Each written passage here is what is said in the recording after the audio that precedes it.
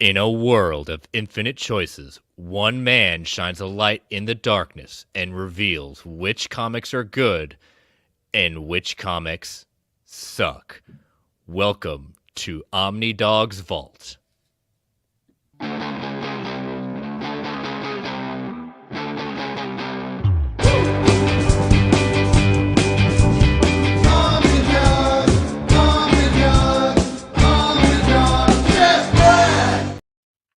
Well, I cut that short. Darn it. Hey-o, it's Omnidog, and my guest tonight is the mellifluously voiced Chris Balga, who is from the, Geek Ultimate Alliance. There you go. Nice. There's a in the link, there's a description for Chris. Chris, on that network, what are some of the things that you cover? Before we talk about what we're going to talk about tonight, what are some of the things you cover in that network? Yeah, so we are a podcast network. We also do live shows, but we cover everything from Star Wars, Marvel, DC, films, Power Rangers. We have a show called literally a walk through the multiverse, which basically, if a show hasn't covered it, my friend Joe covers everything else in the known multiverse at that point. So we've been doing it since June of 2020. And so we've been having a good job. So yeah, so if you want to give us a follow on any podcaster of choice, just look up Geek Ultimate Alliance. And if you want to check out any of our live stuff, go to and look up Geekverse Podcast and Podcast Network on YouTube, and you'll see all our live stuff there. That's, I think, that's the link that I put in there. And I think James already put up. Yep, there is James on the ball. Yeah, of course. That is what is the link. Thank you, James. That is the link that is in the description. I've been on Chris's show before, and it's a lot of fun. Mm-hmm. We talked about Green Arrow, Green Lantern, Hard Traveling Heroes. So. Yeah, it's come to be known as Hard Traveling Heroes. Back then, it was just a comic. But now, it was. And then there's Space Traveling Heroes, which I doubt I've looked at since it first came out. So I'm not sure. I can't guarantee anybody that I'm going to be buying that, even though Denny O'Neil wrote a good chunk of it.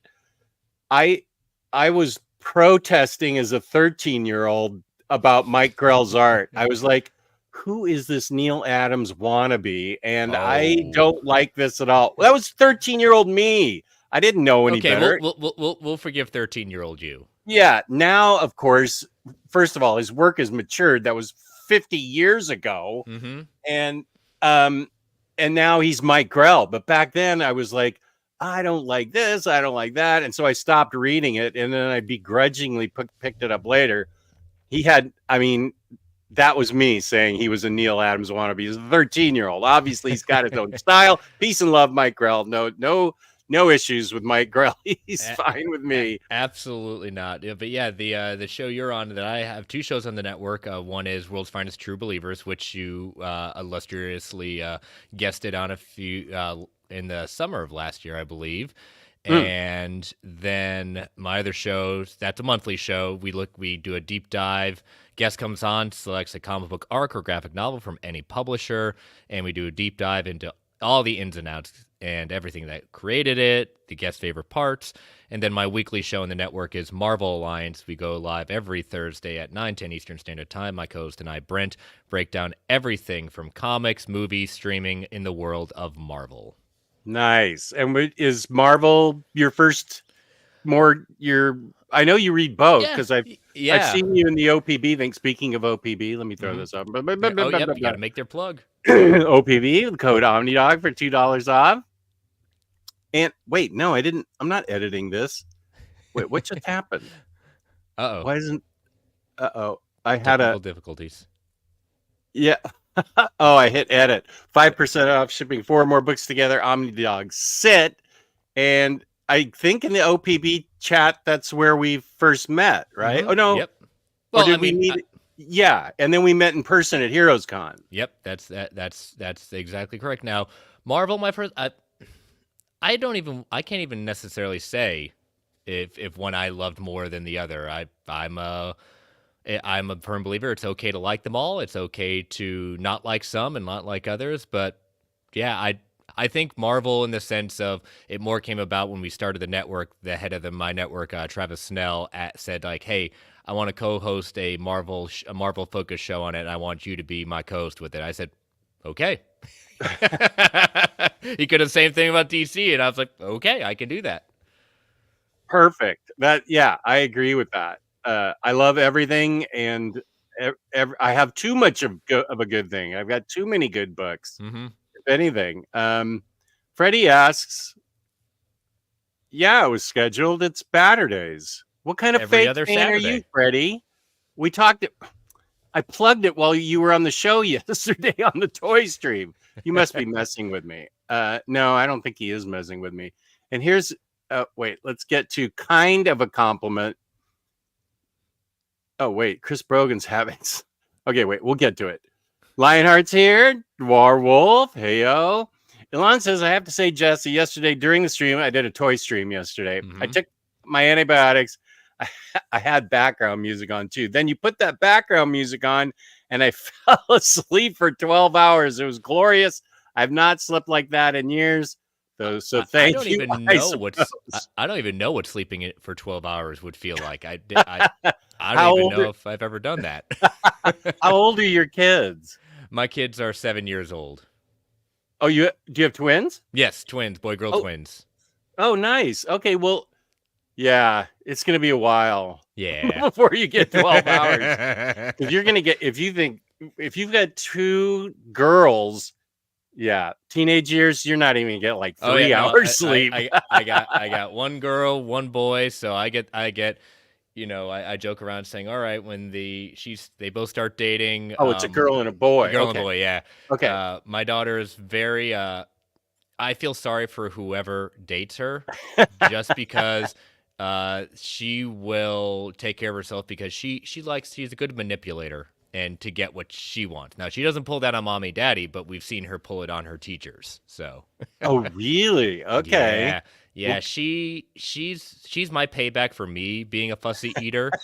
And so oh, in preschool, she didn't like eating certain things. So her teacher was so worried that she wasn't eating breakfast just because she didn't like things. She got the people who brought food to them in the morning to get extra stuff that she did like, so she'd always have it there.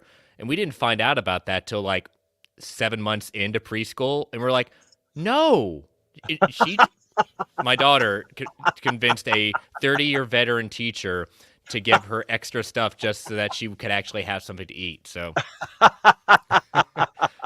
wow, and that was preschool. that's preschool. Now they're in first grade. So Okay. Wow.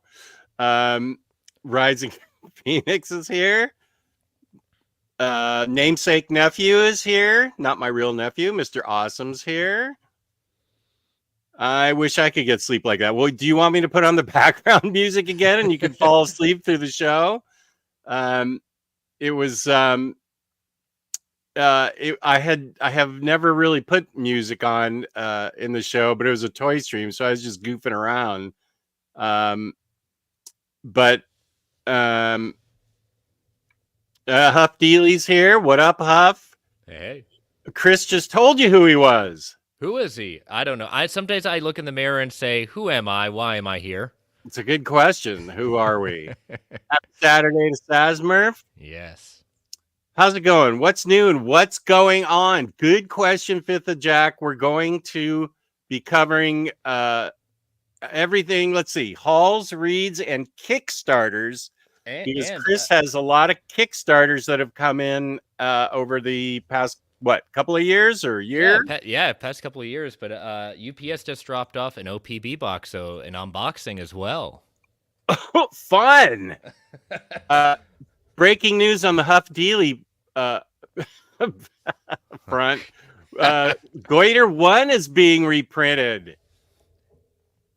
In absolute format? Yeah, I think in regular format. Kane asking right question. Why is everyone yelling? Uh,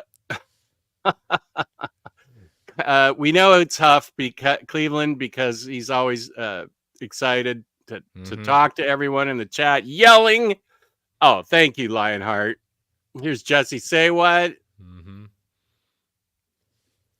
Maybe Huff is James and Elon and Kate. Kane? No, I think Kane's her own person. Yeah, I should use that more often. So far I've really only done it with Chris on the show, but I should use that intro more often. Thank you for the compliment. I believe that's a compliment. It's Kane, so I think it's a compliment.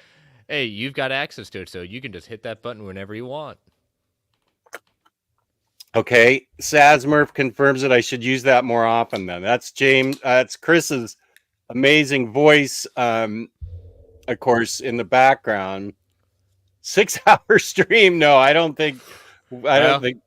This is my third stream in 3 days, and last night I did a 3 to 4 hour stream. That I jumped on. I'm a part of another streaming. If you've ever look up a Film Junkie, he's a YouTuber that looks at everything pop culture. At that point, he has a Friday night stream called the Vodka Stream, where he has panelists like myself come on, and we just talk about everything going on in pop culture. So I jumped on that stream about 11:45 p.m. last night, and it ended a little after 3. So, what are you, a teenager? Wow. No, I kind of said this to my wife. Yet I was saying, she's like, "You stayed up till 3 a.m. again?" And I was like, "It's Friday night.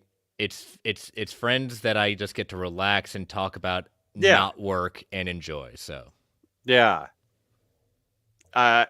No, that's impressive. I don't know. Well, I don't know. The chat's always pushing me to go into the wee hours.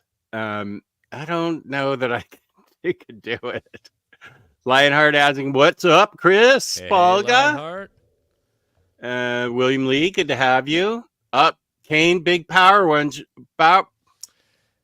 Rangers fan, and she's already subbed. Oh, thank you. Appreciate it, Kane. Yep, they go every other week on Mondays. Ranger Alliance.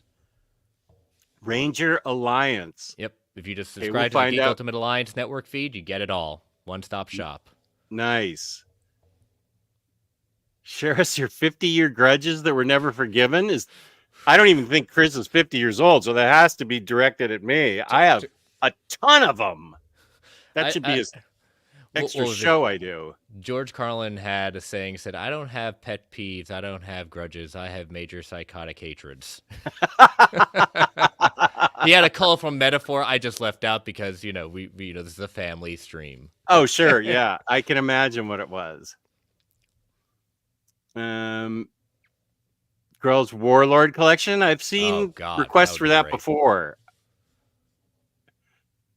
Mr. Tags, can't watch much tonight, but I will watch replay. Smiley face emoji incoming. Thank you. And I just received the Batman Adventures omnibus. Nice. Yearning for a good read. Here is what Kane picked up. Kane picks up interesting things. Spider-Gwen Epic 2, a couple of manga. Ordered Deadpool Spider-Man Epic 1. That's a good book. Pre-ordered DC Marvel. Oh, that amalgam. Oh, DC Marvel and amalgam. And What If Loki Prosinovel. I don't know what that is, but okay. A lot of without pictures. Why now? I know, a book without pictures. Who it's tough. What? There are those people. What are you? I know the DC, Marvel, and amalgam stuff has a lot of people excited because I don't think they. First of all, I don't think they saw it coming. No. And are you one of those people? That was a period when I don't think I was reading comics. Yeah, definitely. Like I had a few. I know I have a few of the crossover. Like one of my favorite crossovers I have in just the single was Captain America and Batman. It's one of my favorites at that point, and I was around for the amalgam universe, that kind of DC versus Marvel. So yeah, as soon as I saw that drop, that it was real, like I pre-ordered it, and I've already told JP, it's like, yeah, I need to switch mine to the Jim Lee stuff because it's Jim Lee. I love George Perez. I absolutely adore it. But just seeing that preview for what he did for the DM cover for the amalgam, it's like, Dark Claw right there and Jim Lee art. Yeah, you had me at hello. Oh, and here's Mr. Tex's smiley face emoji. Thank you, Mr. Tex. Mm-hmm. Ryan found one of his grails today, a 9.6 Oh, issue 1 of Witchblade. I was, congratulations. excuse me, I was looking at, I put in the Facebook, our years of my Facebook chat. The last thing that I put in the link for the stream, and the last thing that you and I had talked about was how to find the Witchblade collected editions 1 Yep. and 2. I don't know if they're, at the time we thought they were hard to find, but IST had them, and Amazon's got them back too as well. okay. I ended up, because I was looking. We always talk about space. Space is not unlimited, unfortunately. And I think Real that, space. yeah, real actual space at that point. And I kind of looked at how many more volumes that would be, and I was like, yeah, I think I'm gonna have to go to the digital route for those collected editions, just because I become very very choosy on what I purchase physically now, just because I would love to have all the Witchblade physically, but then that means I have to not do something else. And one of those things I decided to choose is part of my haul, and you will be very, very happy with what I chose instead of Witchblade. So okay. Ooh, now I'm excited. But I did get those on digital through Comixology. So I have those collected editions through digital now. Nice. Bunk. Whoa, talking about his generation Omnidog and voice of his generation Chris Ball get together in the same stream. How lucky are we? Bunk. The again, we've got a lot of smooth friends with smooth voice. We got Bunk. We got BJ Kicks. Just to be even considered amongst those smooth, docile tones of their voices. Yeah, I need to get a hold of BJ. I need to see if he wants to be on Baturdays. And he is, he definitely has, when he goes into full, like scripted mode, it's very smooth and amazing. Yeah. Did you watch the DC Evergreen? Yeah, you watched the DC Evergreen show. The comic writer Joe, he had a really deep, smooth quality voice, I thought. It was like when I'd never seen him before, so Yeah. when I was, like you said, hearing the voice, like that's like it's like a step above movie phone guy, in the sense of it's just like, and I mean that as a sincere compliment, just because it was pleasant to hear, but it was almost like I just want to listen to you speak. Can you just read? I know. It's like a Morgan Freeman kind of just read whatever, just talk. Yeah, maybe he could do some audiobook reading or something. He had a really smooth, deep voice that you never know who's going to have what kind of voice.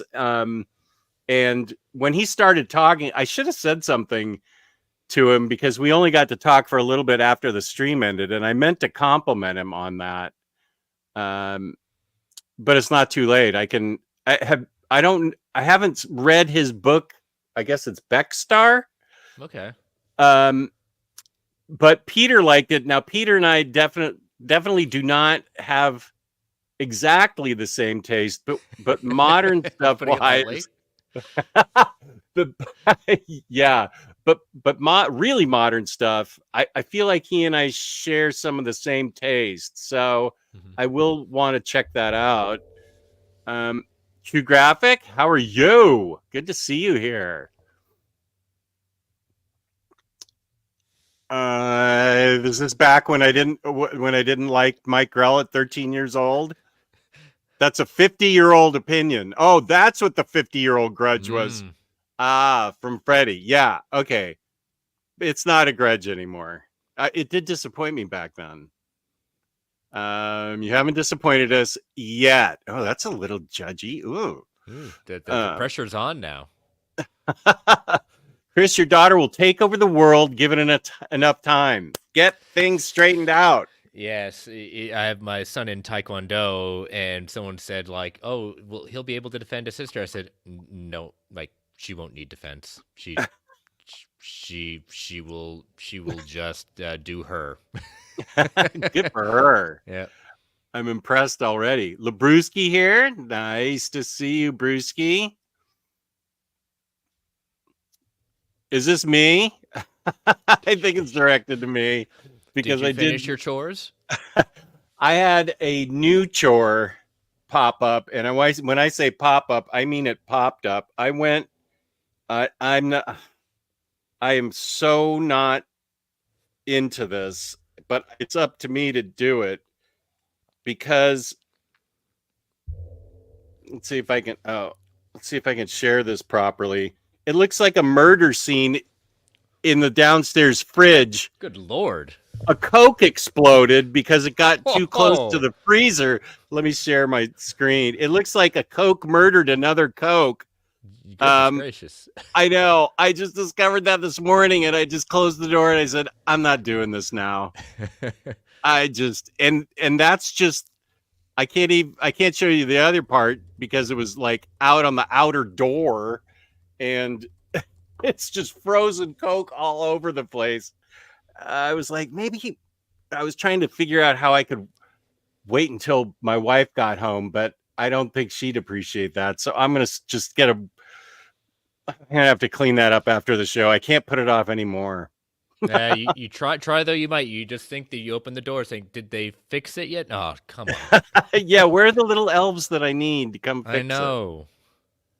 Mr. Awesome. Jess, did you order the Jean Grey trade paperback by Louise Simonson? The art looks good and the issue covers are lit. That is on my wish list. That's a current trade, I think, right? It's a recent Jean Grey. Yeah, there was a recent mini kind of tying into the fall of the House of X. Okay.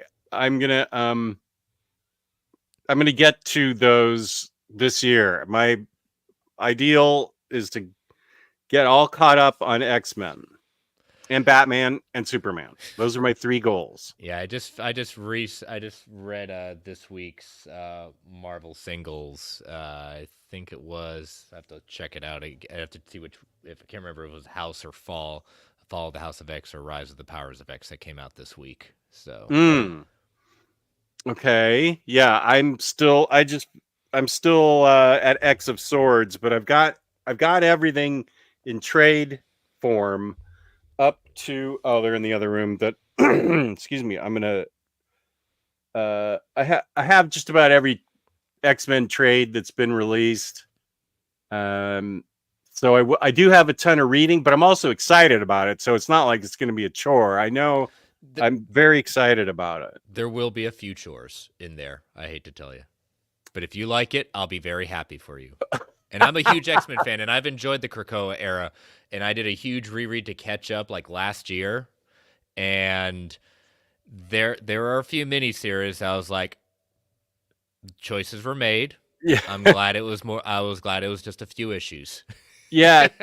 In Dawn of X, I read that and did a video on that. And the one I was most excited for, of course, was the big dud, which was Fallen Oh, Angels. And I was like, oh, Psylocke, X-23. I can't wait to read this. And I was like, after it was over, I was like, oh, I'm so sorry I read that. It was now, just not. what did you think about Hellions? Because I Hellions, loved oh Hellions. my gosh, Hellions is amazing. Sassy Mr. Sinister. I Mm-hmm. haven't read that since Dawn of X, so I know there's a lot more. But I loved that book. Yeah, Hellions was a surprise gem, especially when I saw the team. I was like, this could be good, this could be bad, and I was pleasantly happy that it was a lot of good. So Yeah, and I also really liked Kitty Pryde and Marauders, yes, and Marauder. Emma's also in that, so I like that. Um, let's see. I liked Cable, X Force. I feel like I liked X Force. I'm looking at the hardcovers I have here. What's Mm-hmm. that green one? Excalibur. I liked Excalibur, and I don't have a lot of knowledge of Excalibur. Excalibur. Yeah, Excalibur. I liked what they were doing leading up to X Ten of Swords at that point. Mm-hmm. it's always been a book that of the X books that can like the history of X books. That's been always a blind spot to me. I've tried to get into it. Sometimes I do, sometimes I don't. So it's that one's that of the X titles. That's the one I'd be like, yeah, that one I don't know enough about. Yeah, I did like how it worked out in X of Swords with Excalibur Mm-hmm. in it, but uh it's a lot to get my for no knowledge prior, it's a lot to learn like on the run in that era. Yeah. Um but let's see. Yeah, I think Hellions was my fave. And I haven't read any of the trades yet. Mm-hmm. Yeah, Uh I got a lot of the trades, and then I think at one point I just said, unfortunately, this is not sustainable. I'm just gonna have to hold off. So I think I can't remember the last trade I did get. It was during Reign of X, but I think at one point I think it's when I heard they weren't going to be collecting anymore. I think I ended oh, up stopping to get them. So I yeah. I think I got up to the second Hellfire Gala. That was my last. I think the last hardcovers I got from that were Hellfire Gala, Inferno, and uh, 10 Lives of Wolverine. Oh, right. You didn't get Sins of Sinister? I've read it. Oh, okay. I followed it real time. So Okay. New Spooey is here. What up, New Spooey? Oh, and here's a where you can yep, find that's the fit. film Mm-hmm. Junkie. That's good. That's good. Hey, yes. Omnidog chat is like that pulp culture chat, except throw in a Humphrey Bogart discussion from time to time. We do get last time. We could do that. Just says it's now 4 hours later. He will still be streaming. Um, the last show I did with Bunk, we talked about wrestling the whole time. So That you it never was know. impressive, and his outfit changes. You know, I was impressed. Like he'd disappear, and he's like on an award show. But I mean, it's Bunk, so you get a little. For some of the people in the stream were just like, oh, you get a thirst trap too. Yeah, yeah, yeah. He's got a lot of fans, especially in my Discord. In my reference to what an intro comment says, Kane, it was just for a section. We saw your face with the doggo mask before you hit the button for your Just Brag button. Oh, yes, it was a combo. I thought so. I have thought about, and I as soon as you put it on there, said, darn it, I forgot to do it. My son got for Christmas a Emperor Zurg mask that has a voice modulator, and I was gonna say, oh, Oh, that'd be perfect to jump on. Yeah, opportunity lost. no, not at all. There's nothing saying we can't have two Chris Balga intros. Yeah, Voice modulator intro with yep. It would outfit be Emperor Zurg, but with yeah, Emperor Zurg. Hey, this is a show that wants to please everyone yes, and all manages the to please no one. But um, Daniel is getting Question Volume 2, Creature mhm. Commandos, Death Metal, and the Kingdom in his latest haul for reads. I read through Gotham Academy. Maps is the best. Gotham I Academy is a good book. I have read it. It is not my tempo. It's not your tempo. I read all the volumes through DC Universe Infinite, and I read that 2 months ago because we were on the stream together for the Evergreen trades, and you had you and others said it was such a good one. It was good, but just not my wouldn't be something I would pick up again. Not Not all because it was books, bad, just not my thing. not your tempo. I like Yeah. the way you put it too. Not it's just not your thing. Yeah, there are plenty of things that that aren't my thing that are other people's things. In Warhammer, the dwarves have a book of grudges. It's the best thing. I I guess I have a book of grudges too. Um, let's see.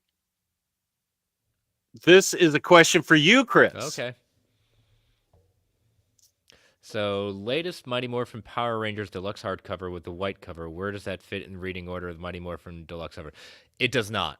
It is actually a lot of even we're talking way prior to the Higgins era of coming into like relaunching and revamping Mighty Morphin Power Rangers. So these were all like the mini series and series that came way before that were collected at that point. So it has absolutely nothing to do. It's in the same format, but has nothing to do with the current run that was started by Kyle Higgins way back when. So you'd put it first, then Yeah, before yeah, the you can put it recent stuff. before. It's basically it's the non-canonical Power Rangers that came back from way back when. So, Okay. mm-hmm.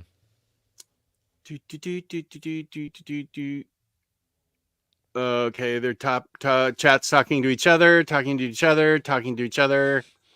T, welcome from Canada, eh? Nice. Good day, eh?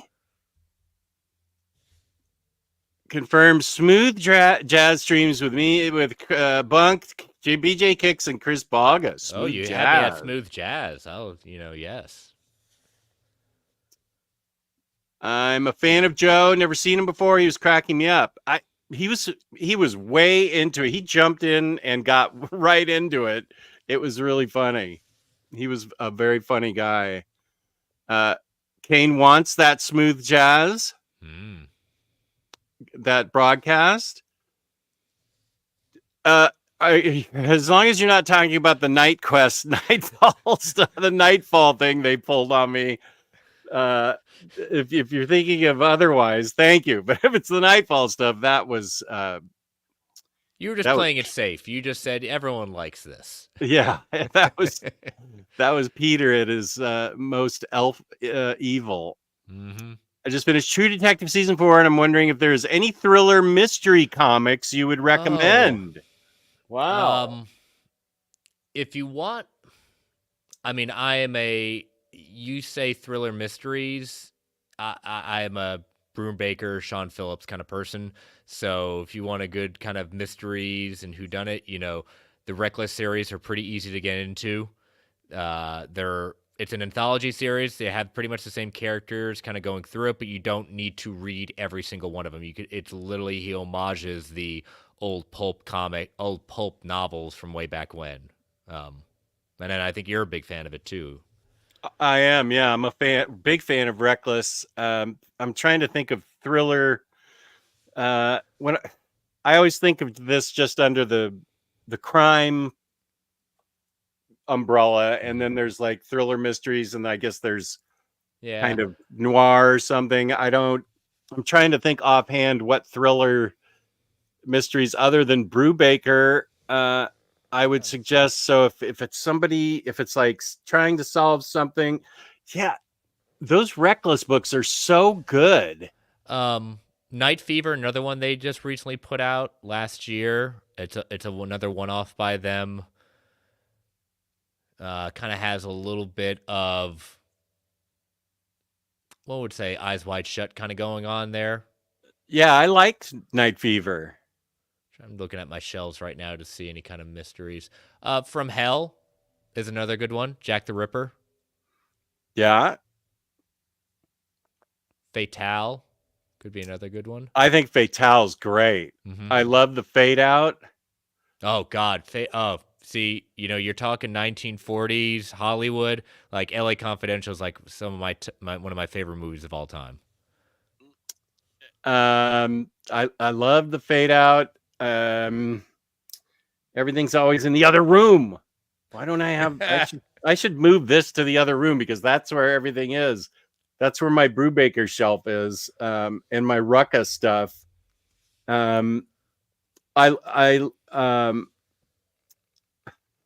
Let's see. But I'm glad you said True Detective season 4 is good. That may be.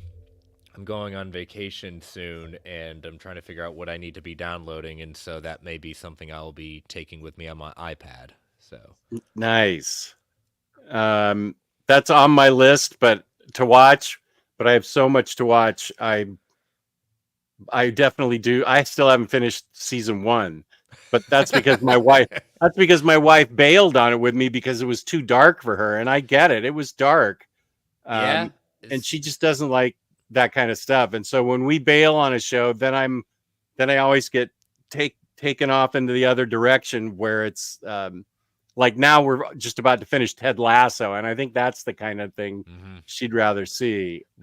We just wrapped up watching The Marvelous Mrs. Maisel a few weeks back. Once I saw her cast as Lois Lane, I said, I've heard nothing but great things about that show.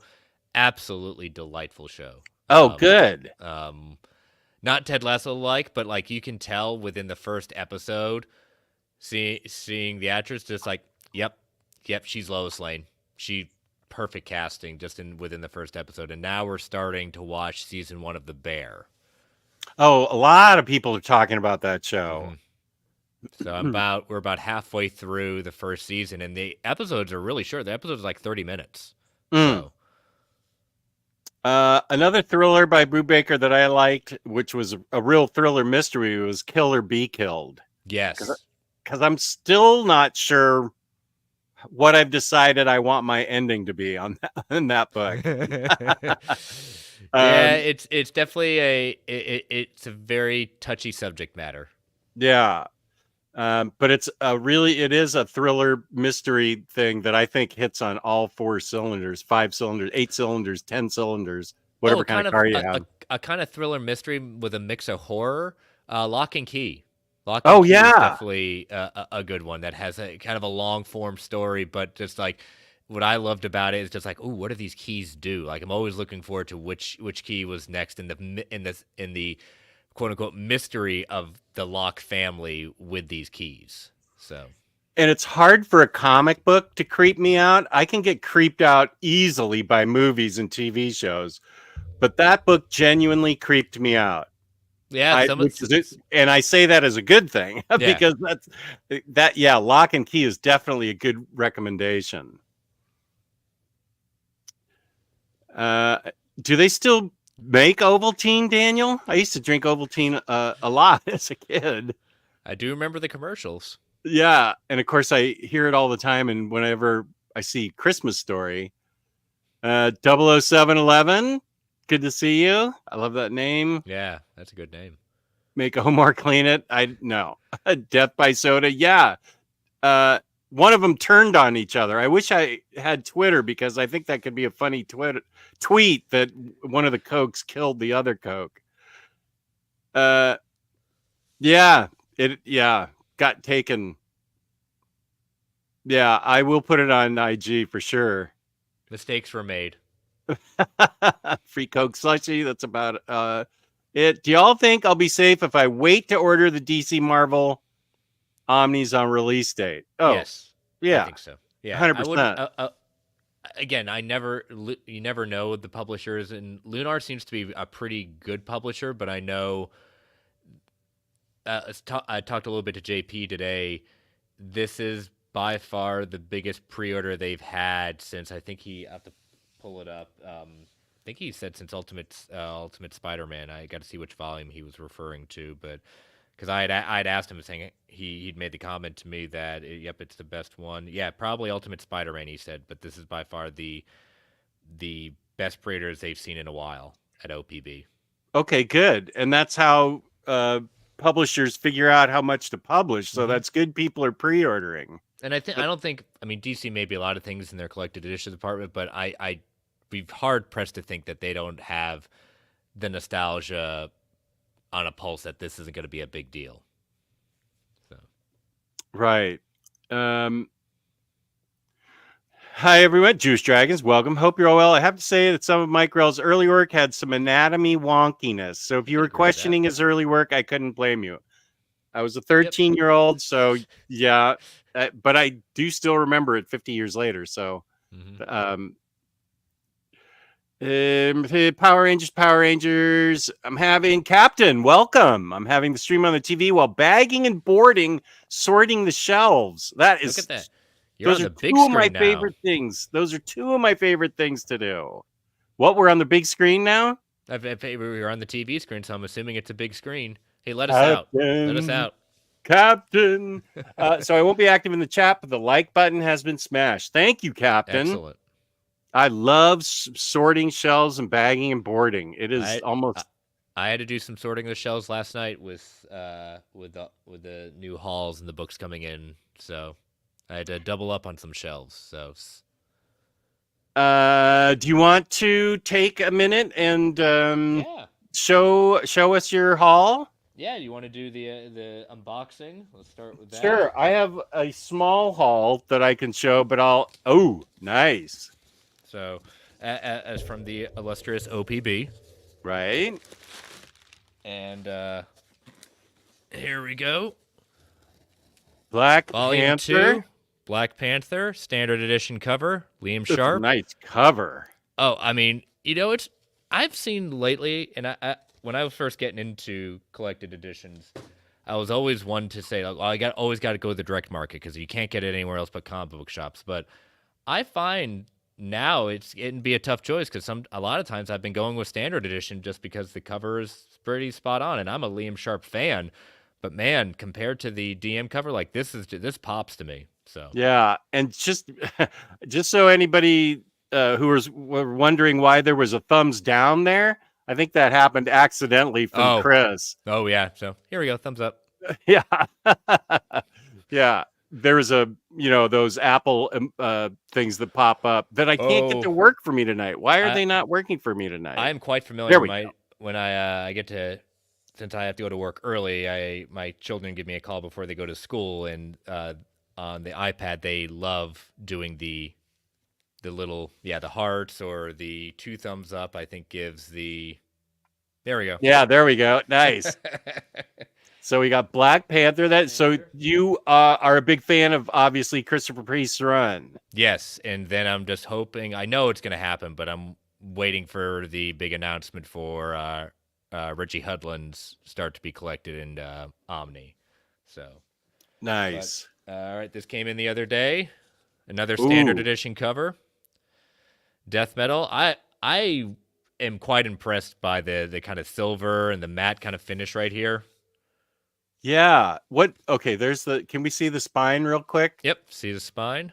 Okay. It pretty much matches Yeah. metal. Right. Okay. Good.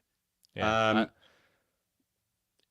I can't wait to read that. I bought that through JP's 5 damaged books for $40 a piece. So I don't know what he showed me the condition, and I thought that's good for $40. I'll take it. yeah. But I don't know what cover I'm getting, and so I don't. I That actually no. You know what? I think I'm getting that. Because that will match. That's going to be odd if it doesn't match my metal. So I'm pretty sure he showed me the spine, but that's coming in soon too. Yeah, I read some of death metal, and then when the Omni was announced, I stopped because I said, "All right, I'm just gonna wait till it's all collected." I'm almost done reading Scott Snyder's run on Justice League, which is supposed to lead directly into this. So, Right. Yeah, same. but all right. Question one, question Oh, two. got them both. Got them Nice. both. I was on the fence for a bit, and my big thing with collected editions, especially when it comes to these, are not just the stories, not just the characters, not just the creators, but what extras do you have for me? And when I saw that the biggest extras for both these are the letters pages, oh, you're singing you're preaching my Oh, language. I didn't know that's what they were. I Yeah, haven't read them yet. the letters pages are in both of them. So Oh, that's a great bonus. Usually DC doesn't do that. Marvel I does, but know. DC's not done that. Yep, all the letters pages are all in the back. I mean, part of me was like, oh, I wish you would keep it with the issue, but I like it. Like we both said, I'm a big fan of Brubaker Phil's, and the question. I mean, just look at that volume one cover. That's just lovely with issue number one. Yeah. So I remember picking these up from the newsstand, and for some reason, issue 5 really, I seem to really, really remember loving issue 5. So I need to, once I finish my stack of shame, I think question volume 1 and 2 is going to be the next thing I go to. yeah, that's next on my list, and we got someone was saying they just picked it up. Here we go, The Kingdom Deluxe Edition. Nice. So I am more partial if I prefer Thy Kingdom Come as the Kingdom Come sequel in JSA versus the Kingdom. But there are some good stuff with the Kingdom. Okay, Thy Kingdom Come. I don't know that I. How's That that collected? that is in JSA Omnibus Volume 3. 3. Okay, Yep. I remember So, reading that in singles. Okay. all right, now we're gonna get to what you're gonna be very happy about, but Oh, I'm oh, s- oh. I still am waiting. This was one I was like, ugh, I just want to have it. I know I know it's gonna be up. It better be upgraded, but Oh, nice. Yeah. it was just too hard to say. You know what? I love Mike Allred so much. I just wish it was in deluxe edition, but I'm just gonna get it just to have it because I adore the story. It was no surprise to me that it made your number one. But oh my gosh, what a touching story. It really is. Oh, I'm so pleased to see that. But it's hard to know with DC. I I know people don't a lot of people, especially Chris from Comic Releases, just like refuses to get any standard hardcovers. But I'm like, I get what you're saying, but Mm-hmm. otherwise I wouldn't have anything from DC in hardcover. Like all of Batman, even Superman I was mean, just right trade there, paperback. I right don't know back, what. right back here. I've got all the Cape Crusader and Dark Knight Detective. I've got it in trades. I have to get them in that because I can't get them anywhere else yet. Right. And so, I mean, I could read them on. Here's the thing with DC. I could read them on the DC app, which is great. But then, how do I know when or in what format the book's going to come out?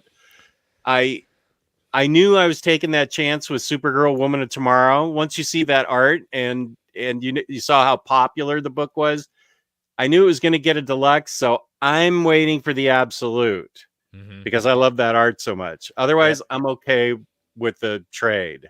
I will be double dip. I didn't get the hardcover. I did pre-order the deluxe edition because I'm okay if I have to upgrade that one to absolute, just like I have now officially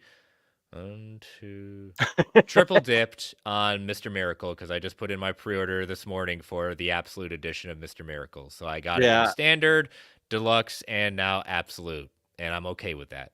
I have a good. problem, but that's not a bad. There are worse problems to have.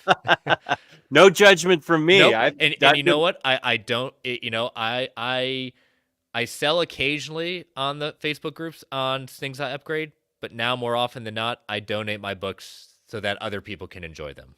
mm, good point. That's what I'm going to do with a lot of my books too. Now that I have way more money than I could ever spend in credit at Second and Charles, I I could go in there and buy so many books with the credit I have there. I can't keep piling up credit. I'm gonna donate to libraries, and I there's the Alexandria jail needs Oh, okay. books too. So I'm like, but they have to be soft cover only. So Makes I'm sense.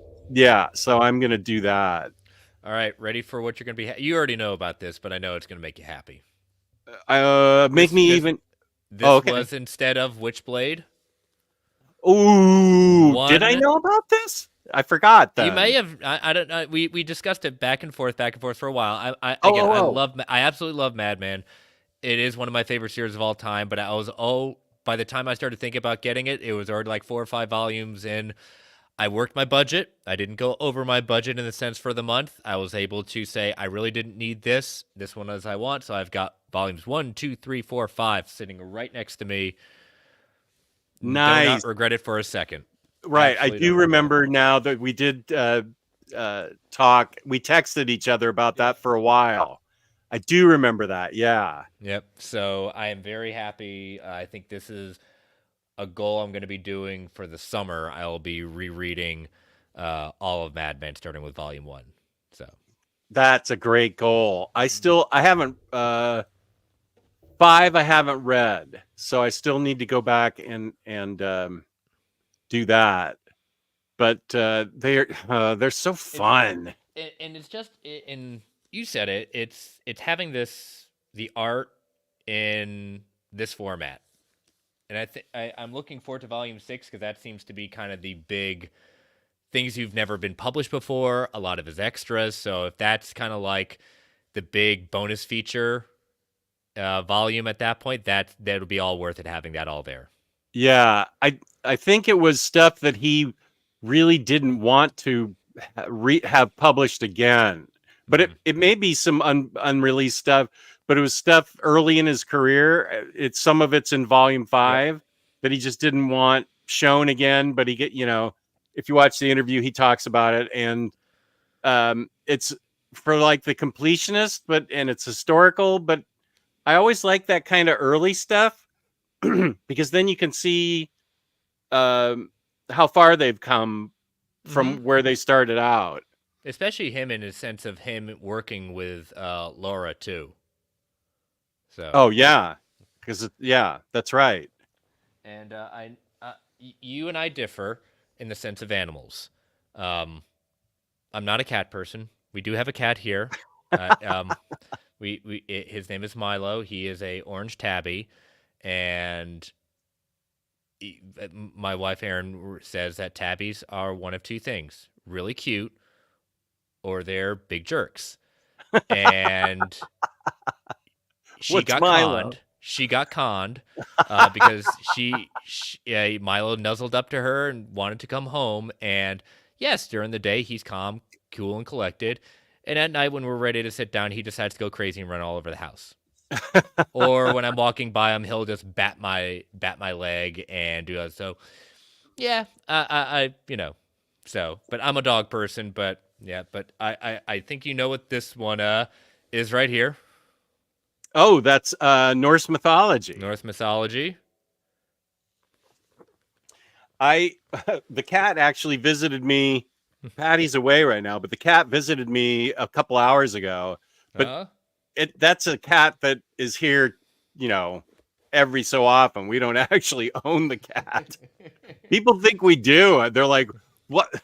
It's snowing out. Why haven't you taken the cat?" And I'm like, "It's not my cat. It's not your Somebody cat. who comes to visit us. She comes It's to the visit neighborhood us. cat. She's very sweet, but she yawned today, and man, I forgot how sharp cats' teeth are. I saw them, and I'm like, Yeah, whoa, very get much away from so. those fangs. Thor by J. Mason Gillen. You made wow, you made some big hauls recently.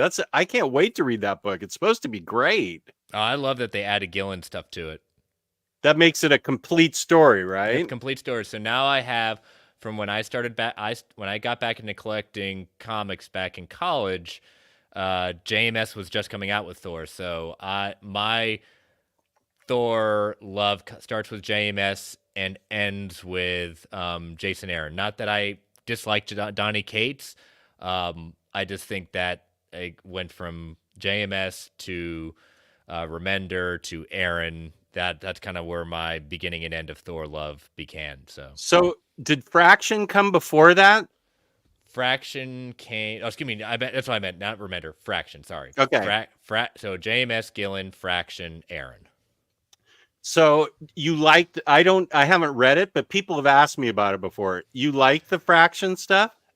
I like aspects of it. I think there's some good. I think it's the weakest of the three at that point. But if you and me share the idea of like a completionist, that's our fault. So it's kind of hard not to have it. But I can stop at Aaron. I think Donnie Cates was good. It just didn't hit me as much as Aaron's conclusion of his arc did. So. Well, I haven't even finished Aaron, so I should put that on my list too. I can't promise that I'm going to read all of War of Realms plus all 1, 2, 3, 1, 2, all 6 oversized hardcovers plus the 3 trades. Man, that's a huge commitment to read Aaron's Thor. But I loved the first 3. I'm gonna have to read the first 3 books again anyway. Mm-hmm. I loved Aaron's. That was the most fun I've ever had with Thor. Was Aaron's Thor. Yeah. My next thing is to also read Volume 2 since now I have that. So now I've already read Volume 1, reread Volume 1. So now Volume 2's here, so I can do that. And I decided to upgrade. I had some gift card money on Amazon. Found these on a good deal.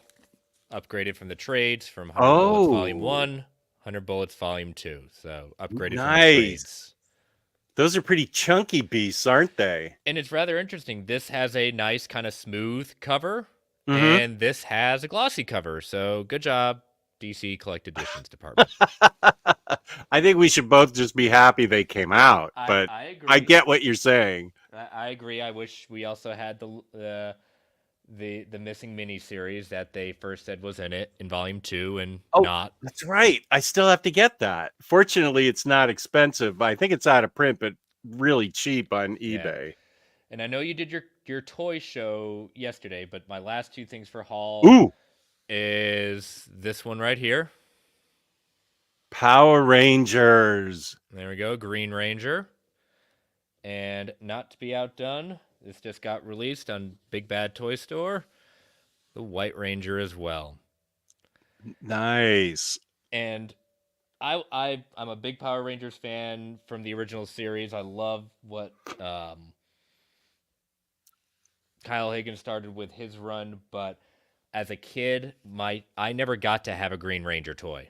They were never Oh. in stock. Oh, So really? and so when he passed away, everything shot up in price. People were price gouging, and I said, "Ugh, I can't pay those prices. I'm not going to pay those prices." And then I just happened to look at Big Bad Toy Store, and they had a deal going on for 20% off that, and so I only paid like $40 for it. It's in great condition, and then this I put on pre-order for the White Ranger, just came out, so that's all I need. I got my Green Ranger, I got my White Ranger, my childhood has been restored. I'm way behind in the chat, so let's see. And that's my haul. That is the end of the haul. That was epic. That was So an epic haul. that's about 2 months. So I figured I said, oh, let me start in January and go from there. Nice. That you got some high quality stuff there. Okay, let's see. I am officially half an hour behind, so I'm gonna go down to let's see. I wanted the Green Ranger dagger flute so Oh bad yeah, as a kid. I feel you on that. Absolutely, I get it. Chris showing 100 Bullets Omnis. Consistency. I wish publishers had consistency. My OCD brain hurts. Green Ranger is my favorite. I still have my old school Dragon Zord. Okay, now we're way into. Yeah, that's progress. I know. This is. That's the most recent part of the chat. I know. Then I'm going to go back up and try and get the. I know nothing about Power Rangers. I know more about wrestling now than I did, but I don't know anything about Power Rangers. I did read a couple of the first. Actually, I think I read the first three of those really nice deluxes. Was it Yep. by Higgins? Yep, by Higgins. So you had year 1, year 2, and then Shattered Grid. Okay, Shattered Grid is. This was when I was in my ordering frenzy because they had gone out of print quickly, I think. So I was playing golf, and on the 9th hole, I stopped, and at 3:00, this is when IST put their books out at 3:00. I stopped. I said, "You guys go ahead. I have to stop and do something on my phone." And I pre-ordered Shattered Grid to make sure I got it. So I read through Shattered Grid, and I thought this was good, but I'm not going to reread it. So I sold them, but I did enjoy it. And so I enjoyed those books. They're very well put together, and when I first read again, the Power Rangers, it was goofy, it was very much of its time, but then you read what Higgins started with, year 1, it was just like, oh my gosh, this isn't goofy. I actually really care about these characters more than I thought I would, and just the idea of bringing a quote unquote multiverse into in alternate dimensions into Power Rangers like you did, I was like, yes, outstanding work.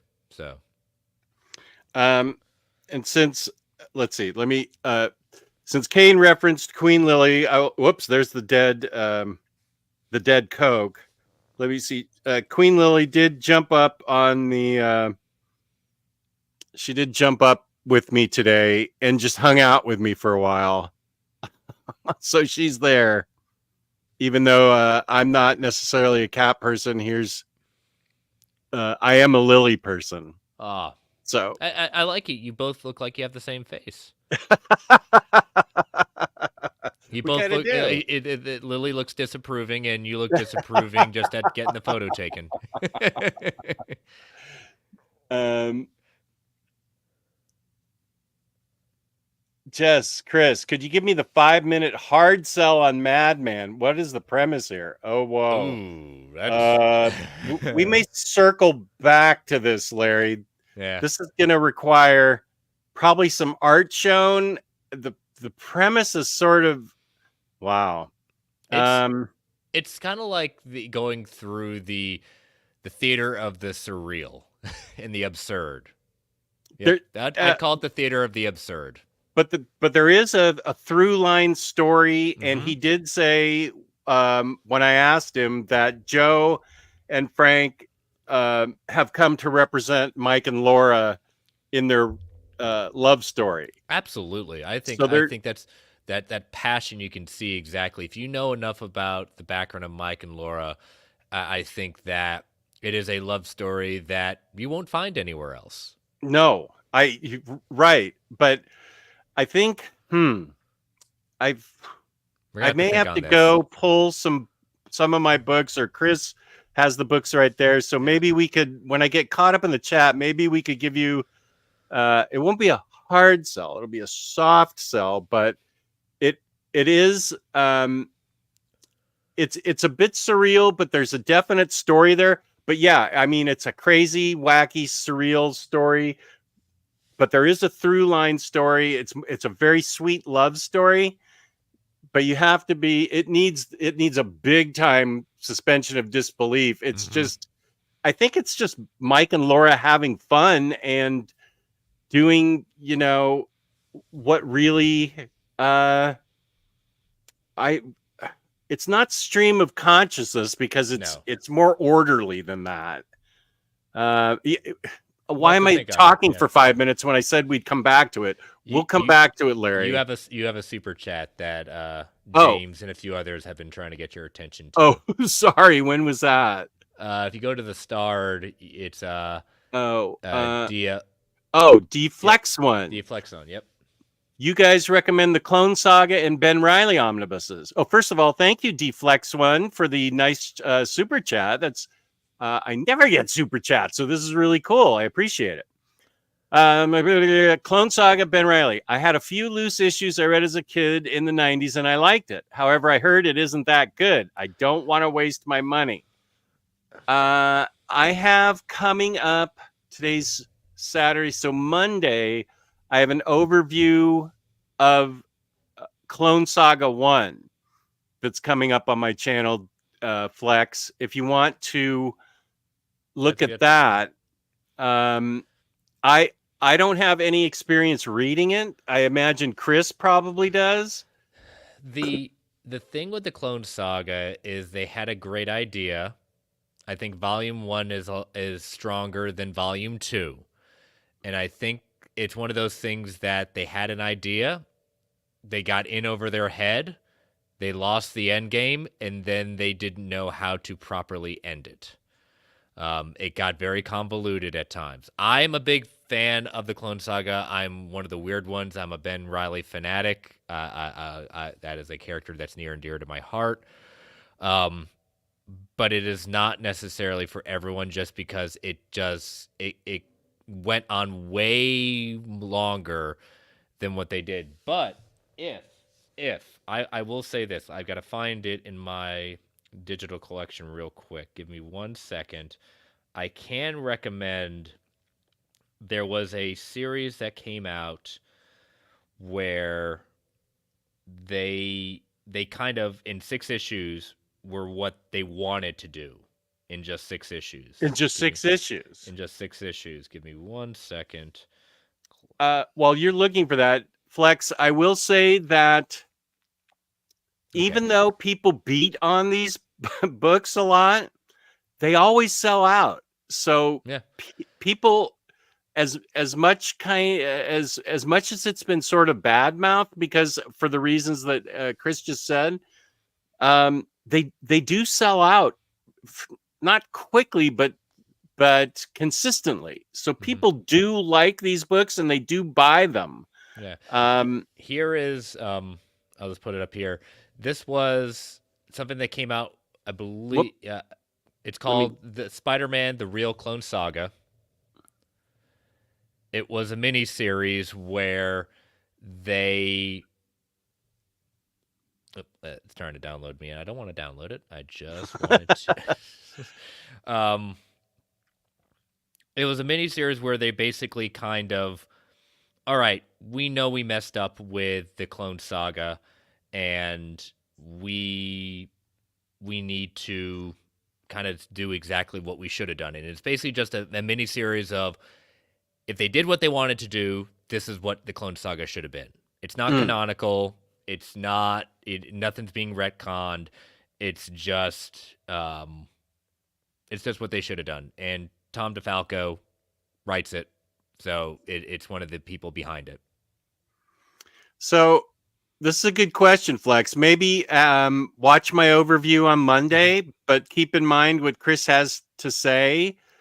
Do you own all four of those books, Chris? I do, I do. Yeah. But like I said, I grew up in that era, and so it's one of those things where there's a lot of hate for the Clone Saga just simply because it got in over its head. Mm-hmm. Um, but for the character that came out of it and the storyline that came from it, I was like, yep, I'm one of those people that said, is it a great, is it like one of the best Spider-Man stories of all time? No, but it's fun. Yeah. It's fun at that point. But if you're on, yeah, watch Jess's overview of it, make your decision. And as always, I know Bunkmaster B will be very happy that I say this. If you have the means to read stuff digitally and you have the Hoopla app or you have Marvel Unlimited, give a few issues a try. That's a good idea. Try it out before you buy. Again, I'll say that volume 1 is a lot stronger than volume 2. Um, I'm a big believer in try before you buy if you have the means. And that's a good point. There, my overview is very simple because I've never read it, so I'm just showing. I'm commenting. I'm like, oh, this looks cool. What's happening here? Oh, that. And then at the very end, I go, wait a minute. There's three Spider-Men. How are there three Spider-Men? Who are all these spiders? So there is that comment. I've never read it, so I can't really. It's not my era. I wasn't reading Mm-hmm. Spider-Man at that time. So I hope that helps you, Flex. Chris isn't wrong to try it digitally, but I have a feeling if you like, wait, what order does it go in? Is Ben Riley first or is Clone No, Saga it's first? Clone Saga Volume 1 and 2, and Ben Riley 1 and 2. Okay, so yeah, I'm overviewing the first one. And even if you want to just look at the real Clone Saga, that's how the story supposedly should have gone. It's concise. It's got it. If you're a big fan of Spider-Man, Ultimate Spider-Man, they even attempted the Clone Saga, and it came out a lot better even then. So I haven't got to that part in Ultimate Spider-Man. But again, I'm a child of the '90s. It was a fun idea. I celebrate it. I'm one of the weird ones, and our buddy Omar says he just can't believe that the Clone Saga has come back into not just one but two printings. So It's people like it. yeah, You can't. I, I I can't judge because I'm the one that's going to be buying Silver Age Superman as soon as it comes out, and that stuff's ridiculous. But I love it. that it Um, is ridiculous. I'll give you that. Going back to your haul, hardcover Space Age, it was great. Thanks, Jess. Awesome, AS. I feel like Captain. Is my love with crime comics? Should I pick up the Question Omni Volume 1 and 2? I think the answer from both of us is yes. It is. I think it's one of the best things DC's done since the Bronze Age started, and that's more modern. I feel like that came out in the late 80s. early 90s because I remember reading it in our first house. So I'm going to put that around maybe 88, 89 when it Mm-hmm. came out. So you're out of the Bronze Age into sort of the modern age at that point. But it's, I mean, the art and the writing is still, I believe, holds up. Yeah, it does hold up. I put it on the same kind of idea of the grittiness of Grell's Green Arrow saga. Which I still need to read. The question was and still is my favorite series ever. So glad it's more accessible than ever. Look at Mm-hmm. Bunk.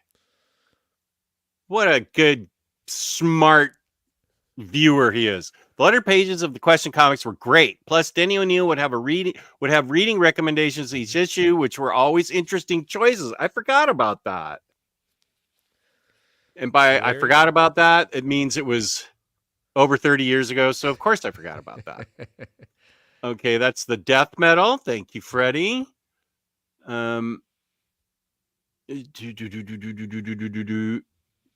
I guess my cat. Oh, Doug's here. I guess my cats are baddies since they jumped up and attacked the Batman over Chris's shoulder on the close-ups.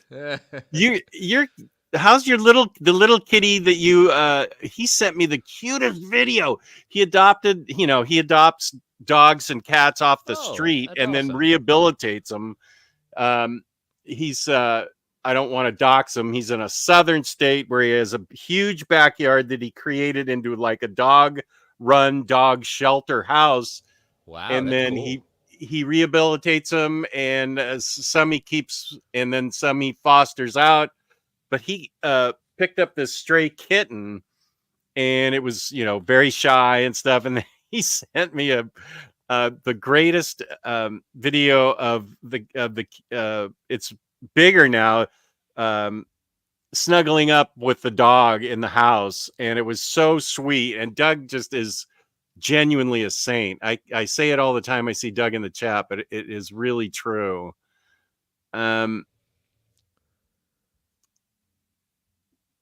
No, we've already been over this next image. I read it. I don't even know what Super Sentai is, but apparently I've read Super Sentai fiction if I've read the Power Rangers. Super Sentai is what Power Rangers is based off of. So if you see the show in a lot of the action sequences are from what they did in Japan. The action sequences are actually what was done in Japan, and it's entitled Super Sentai. Okay, Ovaltine is alive and well. I'm happy to report. But Marcelo, I will give you a Marvel connection though. to Ovaltine or Power No, Rangers? Power Rangers. Okay, The Japanese Spider-Man, he had Supaida Man. yes. And if you watch that show and he does have a robot Zord that comes about it, you watch that, that is what Super Sentai owes its existence to, is that show, because they took the ideas and made it into Power Rangers. Oh, So I don't know why they call it Ovaltine. I'm wanting it right now. Now that I see so much talk about Ovaltine, I remember loving Ovaltine. we've turned the show into an Ovaltine. Yeah.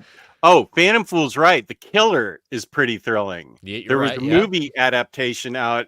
I say it's pretty thrilling. That's one of my other goals, is to read more European comics, and all of the things Cycle Cleveland sent me, which are independent comics, super independent comics. This is a European comic that I haven't read yet, but I've heard nothing but absolute 5-star out of 5-star reviews that it's awesome. Mm-hmm. I read last we went on vacation in Mexico, and I read Black Sad for the very first time. What's been Oh, collected? Oh my goodness! that's I another good recommendation. blown away by that. What a really cool concept and top notch art and writing. That, Absolutely enjoy that. that's one of the few series I'm caught up on. I'm waiting for the second book to Yep. come out. The most recent one out of 2. Black Sad's another great recommendation. And so is the Granville series by Okay. Brian Talbot. Oh, I recently read Velvet. That was a great spy thriller. Yep. That's Epting and Brubaker. Brubaker. Yeah. Wait, is No, it Rucka? no, Rucka. You're right. Rucka and I think it's Epting. Rucka and Epting. Yeah. Rucka and Epting. Epting. Yeah. Yeah. Epting did the art. Yeah. Yeah, Rucka and Epting. Okay.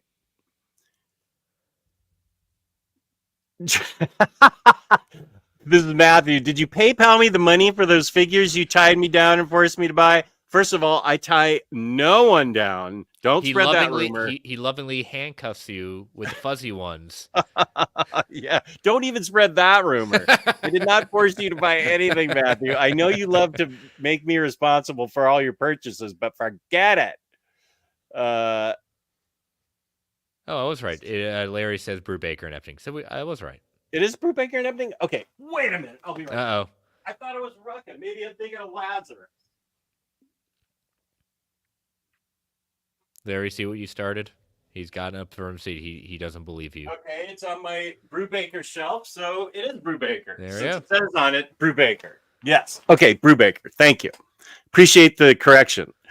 Superman Space Age, thank you for the suggestion, Jess. Thank you, Joey. Appreciate that.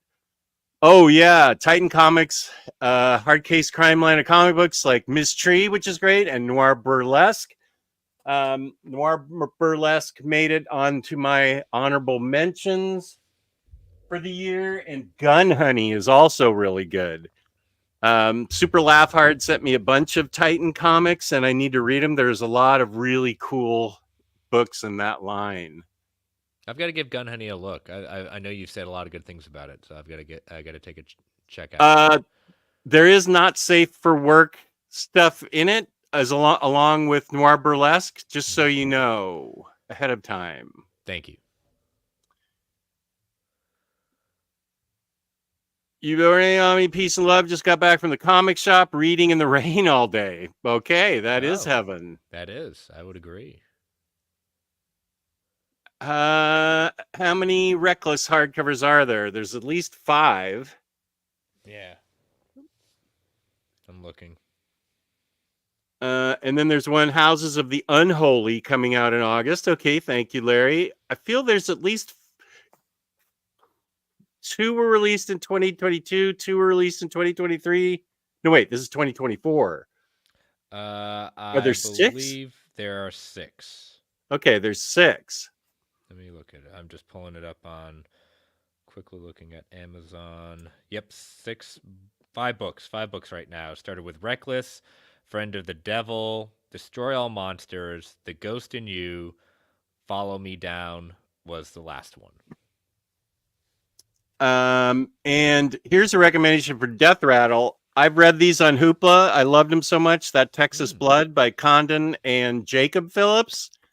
I'm going to get the 3rd one, and then a 4th one is by Condon and Phillips is coming out. I highly recommend these as crime thrillers. That Texas Blood. These are from Image. These are really good. Thank you, Death Rattle, for bringing our attention to that.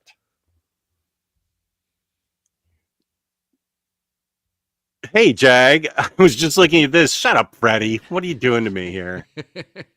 What is your favorite part? You can just jump straight right in. In fact, don't even read volume 1 to skip to volume 2. You're not going to miss anything. You won't be confused at all. Talk about an overblown. Okay, I'm not going to get into it. I can't stand that series.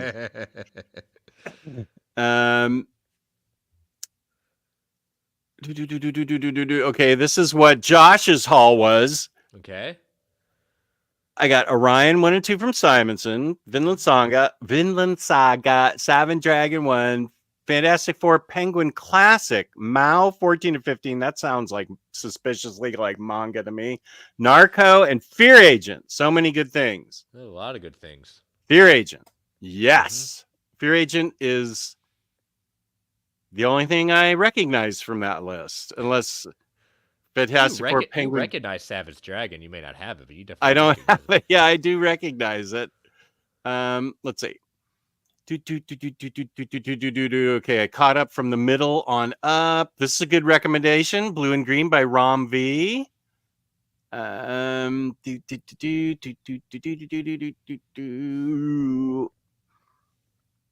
do kind of want some Ovaltine. Look what you've done to him, chat. He wants the Yeah, Ovaltine. what? Um, yeah, okay. And I also want, as I said, Woman of Tomorrow in an absolute. It will happen. By the movie, it will happen. Yeah, DH, I'm pretty sure you'd love Question because you and I have you and I meet in the Venn diagram of sort of that era. So I'm pretty sure you'd really like the Question. Kane also has the Kingdom and the Kingdom Come on her wish list. Okay, we're gonna come back to this one. Yep.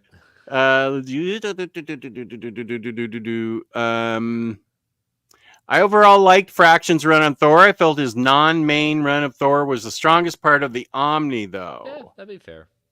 Next Imagine on Fraction's Thor run is by the numbers Thor, but the Pasquale Ferry artwork and character designs are some of the best. I recommend it for the art alone. I've read far worse books than Fractions. It's yeah. Okay. My budget will trade paperbacks. My budget will only allow me to pick up one Thor Omni, either the JMS Gillen or the Fraction one this month. Sounds like JMS. I should go for the JMS Gillen one. Absolutely, JMS. It's a very Fraction picks up where JMS, but Thor had not had a series in a while, so JMS came to revitalize it. So it's a good jumping on point.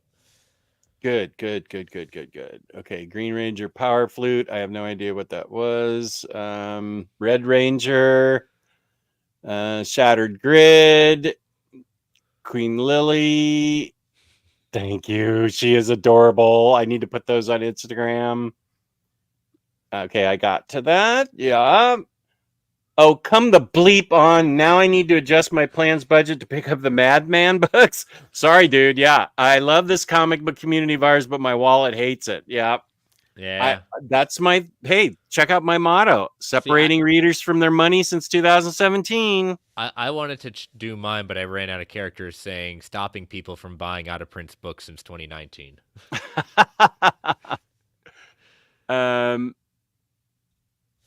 Even Tom DeFalco said that the Clone Saga went on too long. Okay. I guess I'm lucky I only got into comics in 2016, so I don't have those preconceived feelings for stuff like Clone Saga.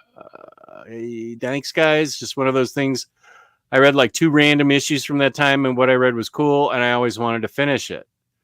Yeah, so, what are your feelings now, Flex?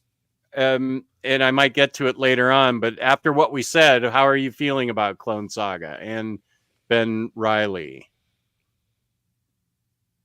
I hate what they're doing to Ben Reilly now in the comics. I can tell you that much.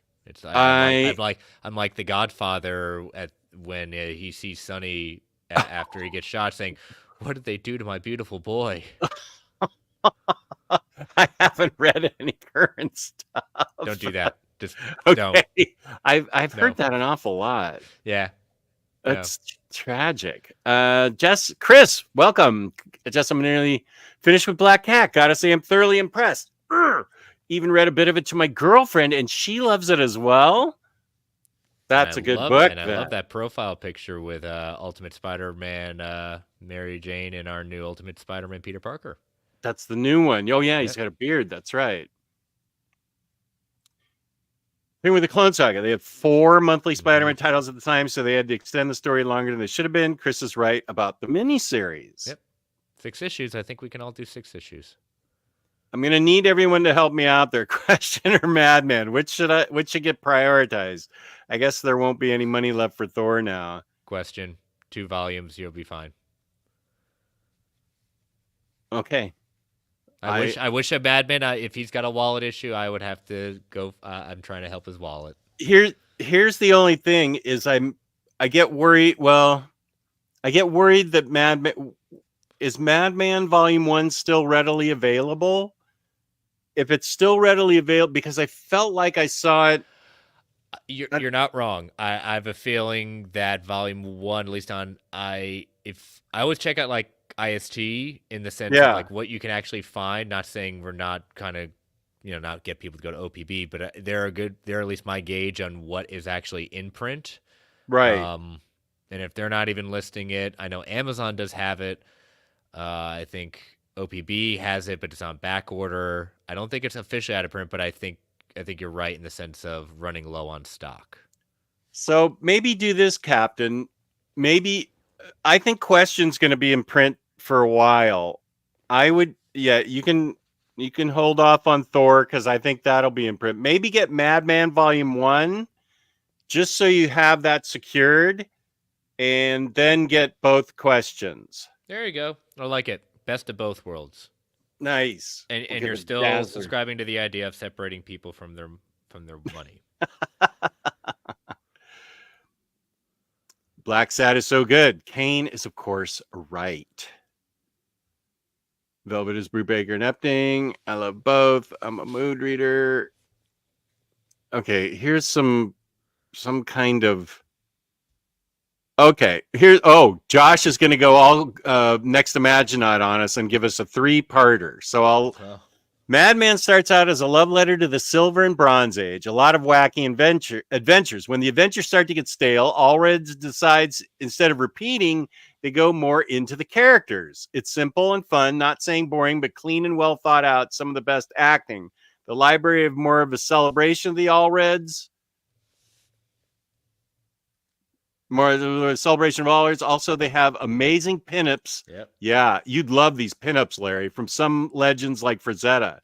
I'm It glad I have dove that into these and recommend them, and that is the third part. the art, I would say, like we talk about absolutes for the art, the presentation of the library editions to capitalize on the Allred's art, the pencils and colors. Yeah, it really is the best way they could have done it. Yeah, it really is a celebration of those books. And Josh is right. I think it was mentioned by several people when I did that interview with Mike Allred of what a tribute it is to what Mike Allred is like as a person.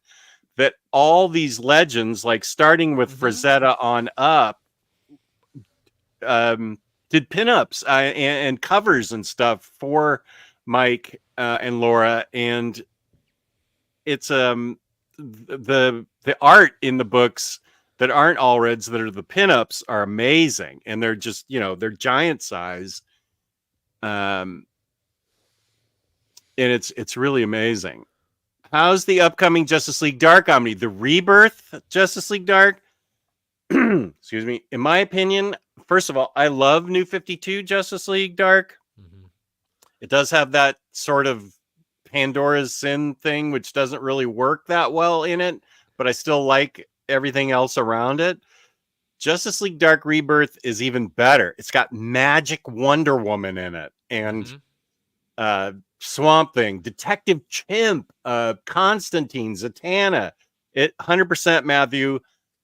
I will accept responsibility for your spending money on this book.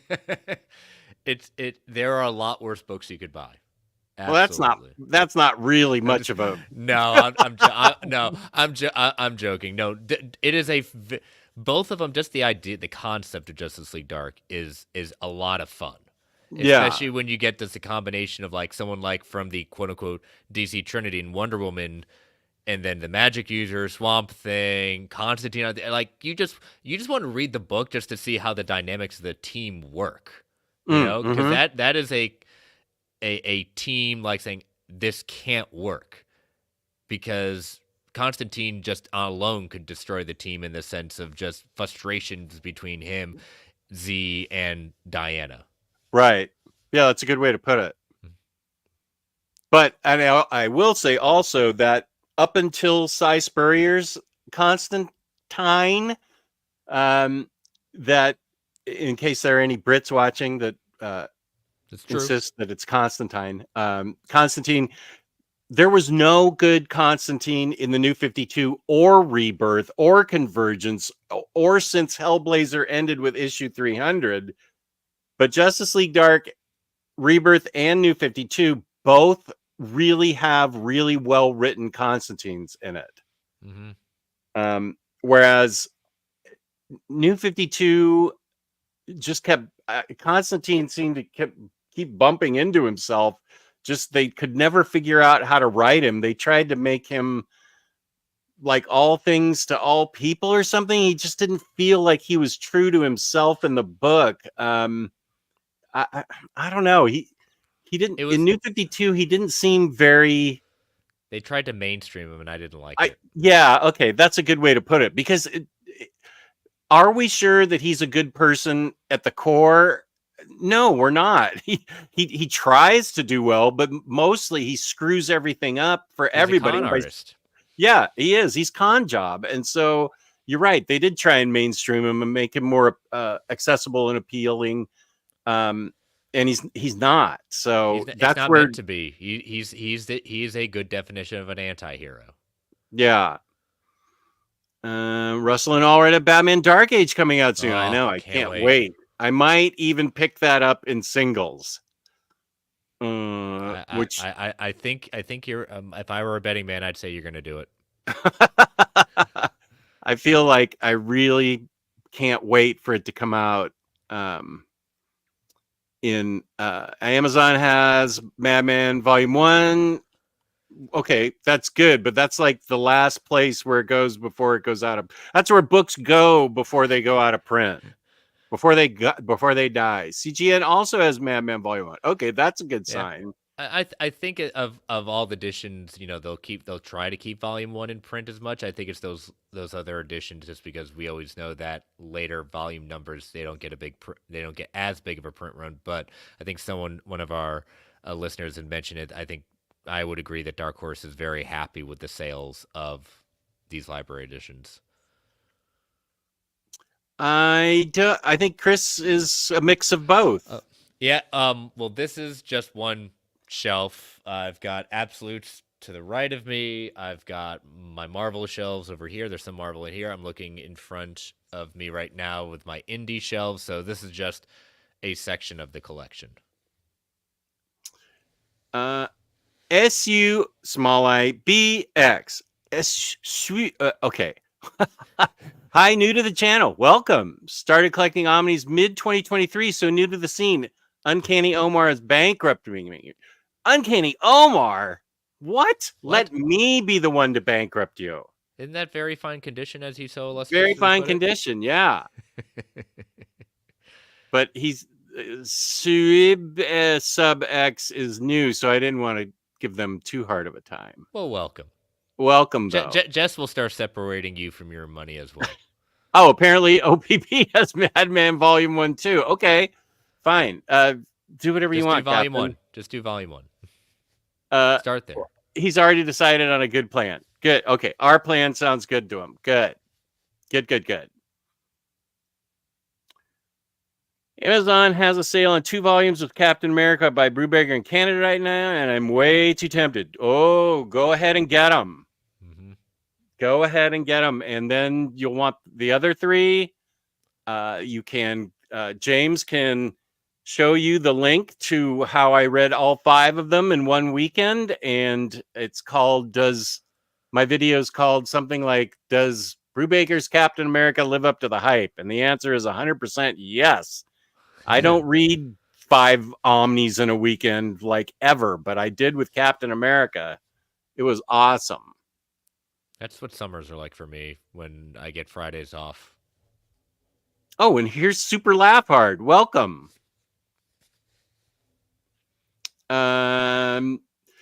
You can, when you get summers off, you can read more than right now. Yeah, you've got a pretty full plate right now. Yeah, because I haven't, the last one I read, last collected edition I read was actually Gideon Falls, books 1 and 2, and I read that in a day.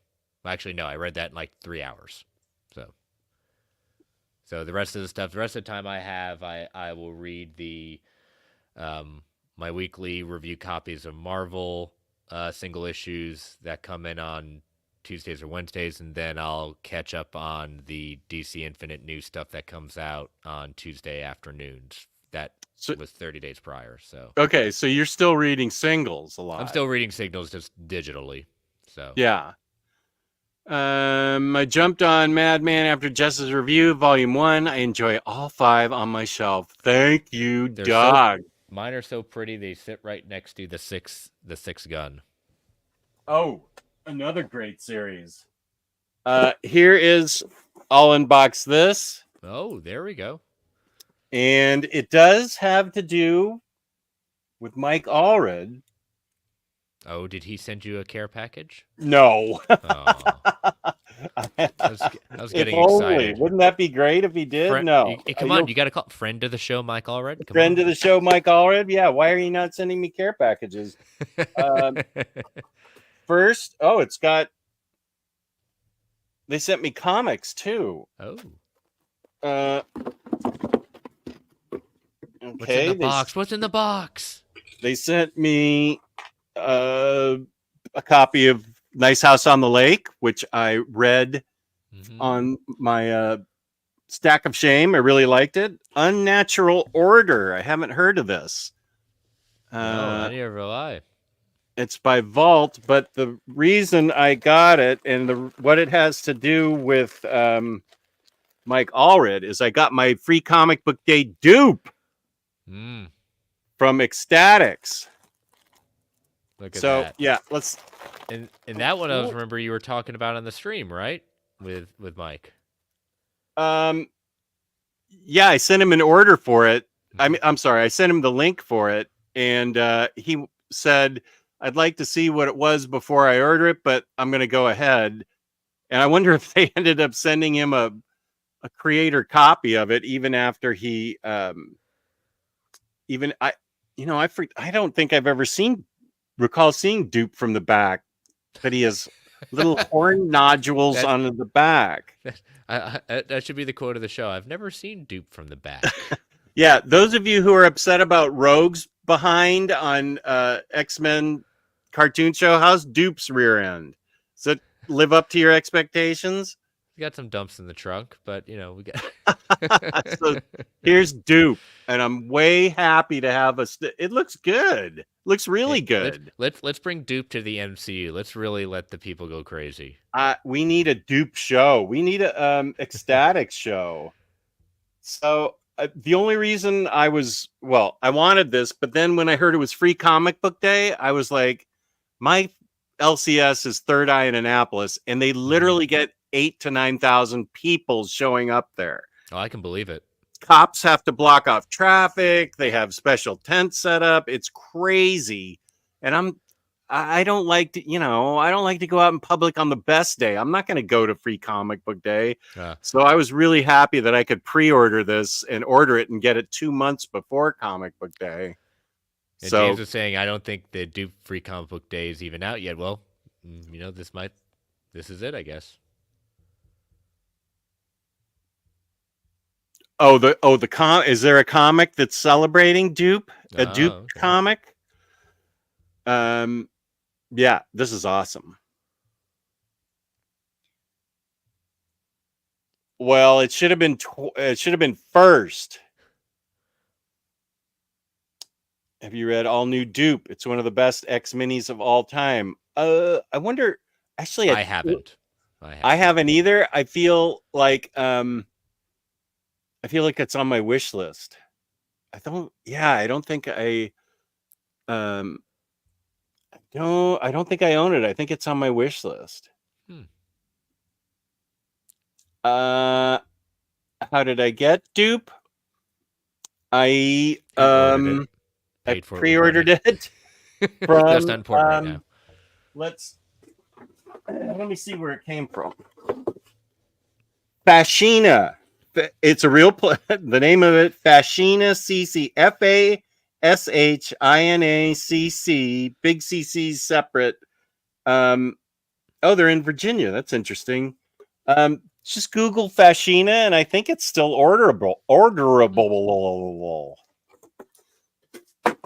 call. The operators are standing by to take your order, ladies and gentlemen. Oh, Freddie got. You didn't get a dupe. You got sent to a natural earth because Freddie pre-ordered dupe too. You did not get dupe. Spirit animal. You have to pull up New Spooey channel. His what? His most pull up New Spooey channel. This most recent one in the chat. I didn't get duped, but people often tell me I've been duped. Cha. How's that working out for your New Spooey channel? How clever you are. I hats off to you. Who's to say dupe isn't in Deadpool and Wolverine? Everyone else is. Is Dazzler? Because I did see that promo with the fabulously popular singer that is supposedly playing her, which would be amazing, I think. I have a theory. We when we broke down the trailer 2 weeks ago on Marvel Alliance as our post-credit scene from the Madam Web review, there's a scene in the trailer where you see a Deadpool wielding twin Uzis. Those you just see the hands. Those are not Ryan Reynolds' hands. I think that's a female's hands, and I think that's Lady Deadpool. And my theory is it is Lady Deadpool, and it's either Taylor Swift or his wife. Can't remember his wife's name. Blake Lively? Blake Lively, yeah. Ooh. That's just my putting out in the ether theory. I didn't pre-order dupe. Oh, you didn't pre-order it. Oh yeah, you should be getting this. That Dazzler Omni cover. Oh, I haven't seen this because I'm not buying it because you're welcome, because I didn't ever think a Dazzler Omni was going to happen. So I bought the Marvel Masterworks. How is there a Dazzler bus and not an Inhumans Omni? There's a Dazzler bus. There you go. So I guess my theory is not to. They said New Rockstars pointed that out too. Okay. Who's New Rockstars? They're a YouTube channel that also does. They do a lot of breakdowns. I hadn't seen that one yet, but I'll have to check that out. So there we go. If New Rockstar's saying it, I'm glad I'm on the right track.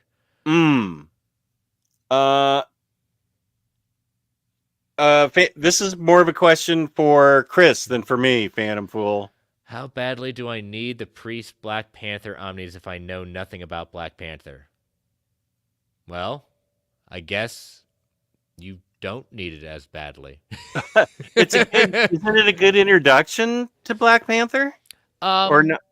Yeah, I'd say it's a good introduction. Yeah, I'd say it's a good jumping on point. I read Priest and Hudlins, and they weren't my tempo.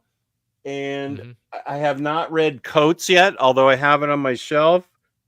The best Black Panther story I read was for Secret Invasion. That was a great Black Panther story. But I struggled with. I want to like the character. I love the movie. I like him in other comics, but his own dedicated comic, I have had trouble finding my spot in the sweet spot for Black Panther. Yeah, and that's okay. Guess what? Just like you said, like I've said, not my tempo. Dupe looks good, but I'm not upset about any X character rears. Okay. I've never gone out for free comic book day. It depends on where you go. Some stores don't participate because kind of the not so secret thing is comic book stores have to buy those books and then give them out for free.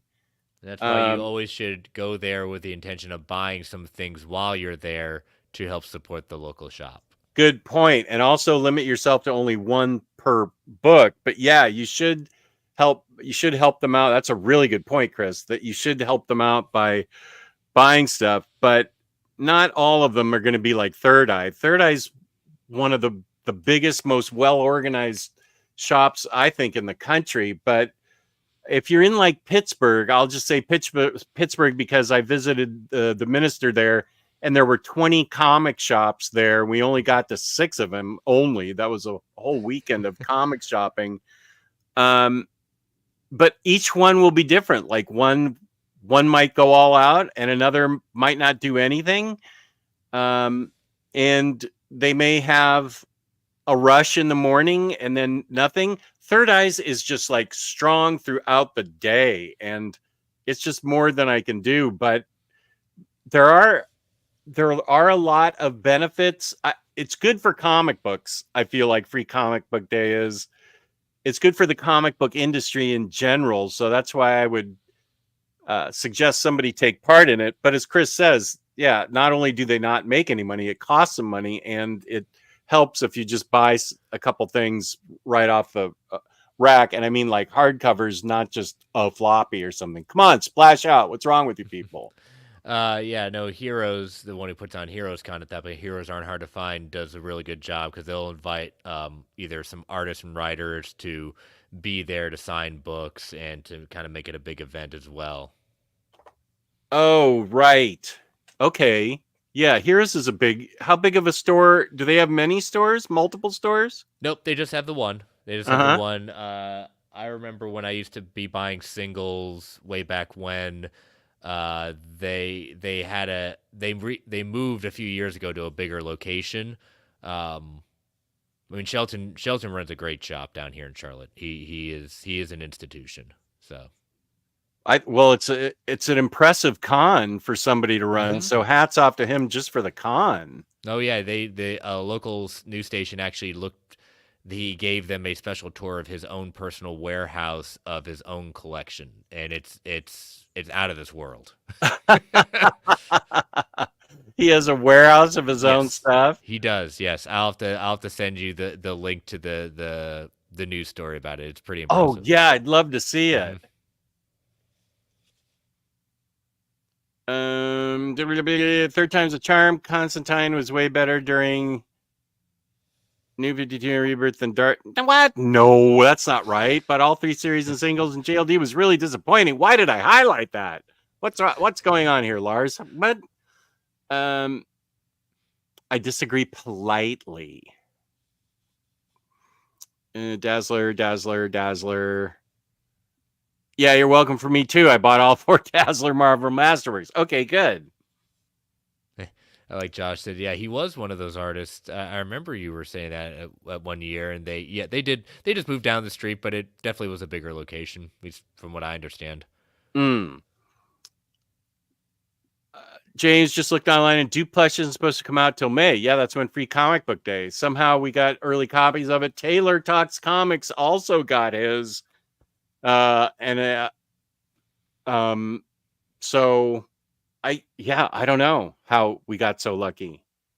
Hi, dupe. Okay. Jess, how many Inhumans trades do you have? Is this trying to tie in the fact that we don't have an Inhumans omnibus? Because I don't actually have any Inhumans trades. I got some custom binds of the early Inhumans, and I think I have all Inhumans in hardcover, including Uncanny Inhumans, Inhuman, and I feel like I have Stan Lee's and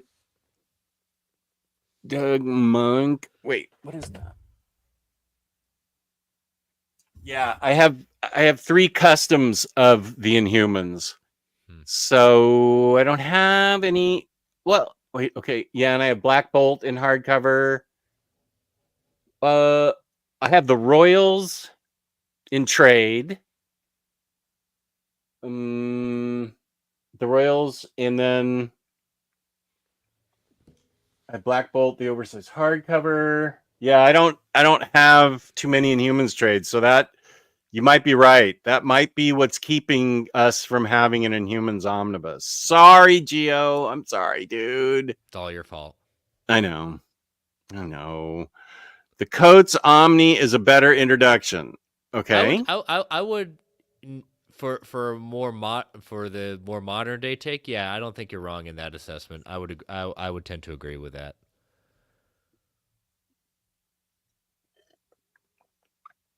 You think a Dazzler Omni would outsell the Inhumans, but it should happen anyway. I just am shocked that we're getting a Dazzler buzz. I think it's great. I hope people buy it because I think Dazzler's super fun. I'm And happy for those of you that have been pining for it. I just think it's money that I can put to something else. No problemo. I think that's all that I really have to show for a haul was Dupe. I got some vinyl, but that's not comic related. It could be. I'm not. Well, I mean, I'm happy to unbox it. I'm not getting the Dazzler bus. I have it in Marvel Masterworks. Those things are expensive. I've spent on 4. There's only 3 things that I'm collecting in Masterworks: Ghost Rider, Spider-Woman, and Dazzler. I feel like Dazzler's been finished, and I'm missing at least 2 volumes of Ghost Rider. So that means we're getting an omnibus of early Spider-Woman and early Ghost Rider, because there's apparently a Masterworks connection now. Yeah. To me and Omnis. So blurg. We just got to watch Jeff's buying habits, and that way we can start predicting these things. Freddie also says Coat's the best introduction, especially for movie fans. Okay. Yep. Mm-hmm. Priest Panther can get convoluted wait, what the hell? What? Oh, it jumped. It jumped on me. Where is it? The mutate. Wait, where's Taylor Talks Comics? Okay. Can't wait to be double dupes with you. Aww. That's right. Good. I'm glad you got it, Taylor. Wonder Dupes Unite. Form of. Oh, you haven't got it quite yet. Okay, Taylor.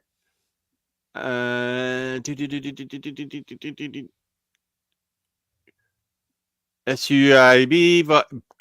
Good way to space that all out. Priest Omni is significantly worse than the first one. Would get the Coates one instead if you don't have it. Who's ignoring you? I've already shown some crazy Constantine opinion that you had. On Facebook, free comic book day, my LCS gives you 1 free and then 1 for each $1 you donate to a local food nice bank. Idea. That's a good idea. Like that. I didn't upgrade Priest CCs, but I would Hudlands. For me, the best part of Priest was the very end with Casper. Yeah, I'm a sucker in the sense of if I can update from a trade to an Omni or a deluxe edition, I will. Yeah, I don't blame you. Deadpool and Cable and Thunderbolts of Cage are my other considerations for the next. Oh, Deadpool and Cable's being reprinted. I don't think I picked up on that. Because I think it was. Wait, or am I thinking of Deadpool and Cable? No, I think that's a reprint. It's a current reprint. I think it's. I actually haven't read that, but Max says it's his favorite Deadpool book, and he loves Deadpool, so I need to read that. Yeah, I've heard a lot of people say that that's where they had a change of opinion on Deadpool as a character. Okay. And I know that Thunderbolts Uncaged is the Jeff Parker stuff that Riley has been recommending to me for years now. I do like how you said recommended, though. That worked. Well, they are official recommendations. There were 14 of them at one point, and I got them all except for the Jeff Parker Thunderbolts because those trades had been out of print for so long.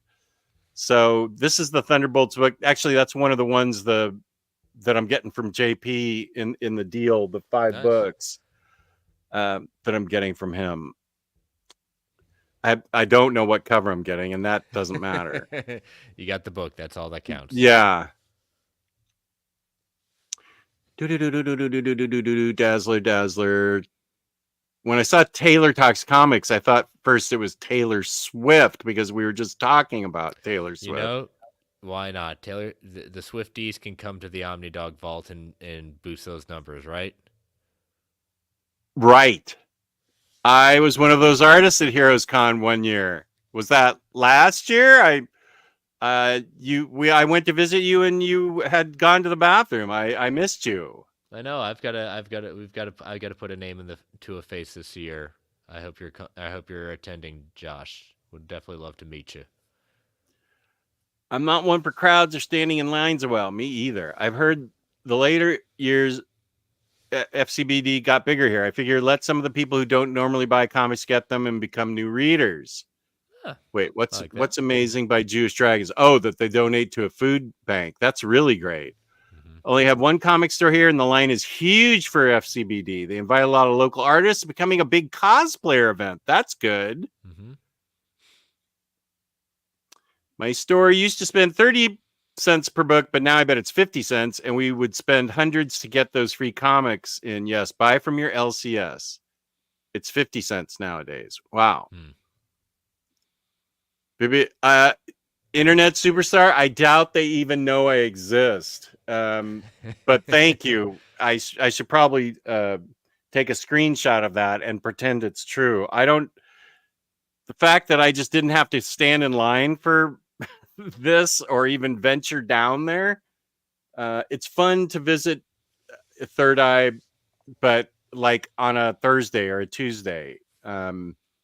Even Wednesday can get crowded there. I knew that's what I was getting blamed for. I do have some Inhumans trades, but I think it's like the Royals and and no, Karnak, I sold that because that's in one of my Inhumans customs. That's a great book that where the fault lines, whatever the Karnak trade is really, really good. Hondo, walking into work late, but dropping by to say, hey, gonna catch the show at its entirety later. Good friend of the show, Hondo. What up, buddy? Oh. Another enjoyable stream. 10 minutes to 4 in the morning, and the keyboard's been drinking. Oh. Oh, okay. I read between the lines on that one. The Royals by Ewing. Oh, I do have that. Great sibling run to Black Bolt. Oh my gosh, yes, you might need to buy all new Inhumans. I feel like that might be. Wait, that's not. Well, no, they haven't done anything new since Souls Inhumans, right? All new Inhumans. I wonder if that's in my Inhumans. I'll show you this book. That's probably what I think. The only Inhumans I have in my collection is tied to Road to War of the Kings, and whatever, I can't remember the final volume name. Requiem, I think, right? Okay. Quicksilver. Oh, this doesn't have. Okay. Okay, wait a sec. What the heck? I thought I had. Oh, here it is. This is what I have 4 Inhumans Omnis. Oh my gosh, don't tell Geo. I have the first 2 runs that I got custom. This is the second. This is the third one. Bootleg. That's got Jenkins Inhumans 1 through 12 in it. I like it. Quicksilver Volume 1, Inhumans 1 through 4, and then Fantastic Four Volume 3. Oh, this is the Ultimate Fantastic Four, I would think. Penciler by Mark Bagley, Inhumans 1 through 12. So this is what it looks like. Let's see. There you go. Blow it up. Okay. So it's oversized art somehow. I didn't ask questions. I just got it because I knew it was available. Wow. And you could lull it over Geo's No, I belly. don't. He would take it too hard. And then here's the one with the Karnak book in it. This is the more modern stuff. Yeah. This has Mosaic, Karnak, Death of Inhumans, Inhumans versus X-Men, the Uncanny Inhumans, Inhumans versus X-Men, All New X-Men, Uncanny Inhumans, Inhumans versus X-Men, Mosaic. Okay, so this is all mapped. Uncanny Inhumans. Wait, so there's no All New Inhumans. What am I? All New Inhumans. No, super laugh hard. That had nothing to do with it. He's calling me out that I yawned and checked my watch. While Oh, you were doing the do you have Inhumans. somewhere to go? No, I don't. No, I've got notifications on my watch, but good. I appreciate super laugh hard trying to be funny.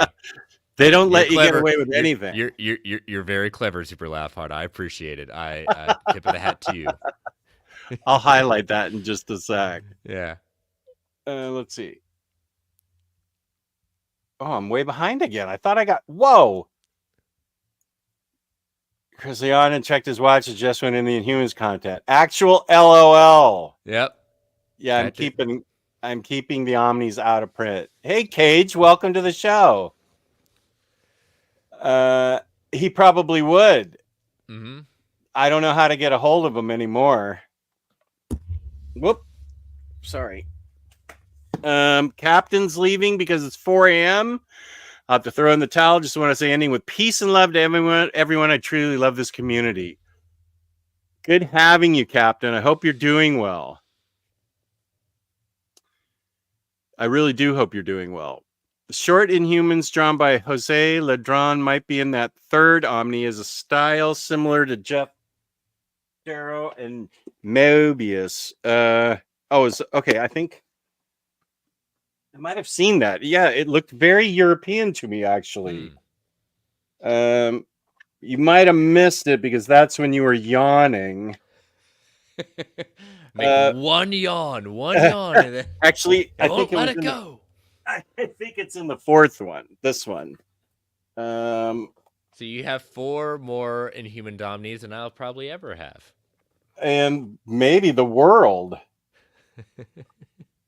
Now, how did I? What the hell here? I couldn't get away from it when I was first. Oh, here it is. No.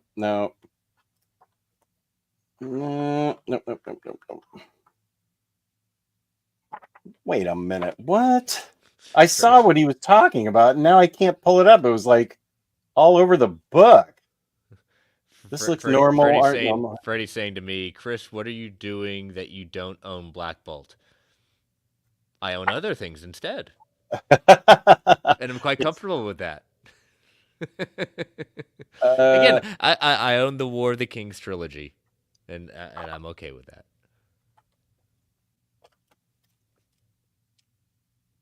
Well, now I'm not fine. What? I just saw it. I was like, gee, that's interesting art for an Inhumans book. Because it was all. What is happening? That Karnak book is great. I really dig it. Well, I'm not finding it because I seem to have troubles finding things when people ask me to. It's always the thing, and then the stream's gonna be over, and then you're gonna find it. I'll turn right to it. Yeah.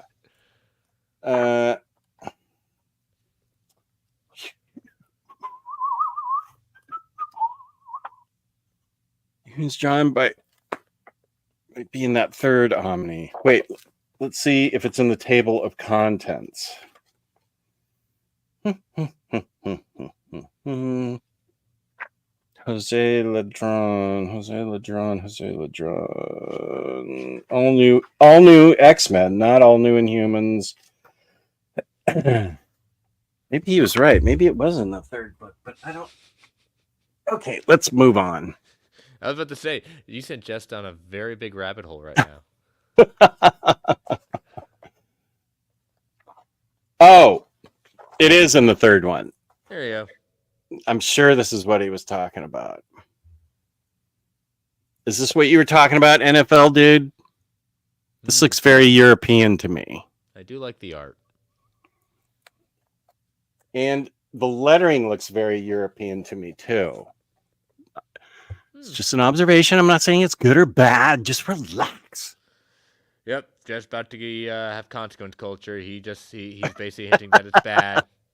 That's right. I hate European #hate European comics. There we go. We got it on the record, and it's out there. James, don't you dare clip that. Don't.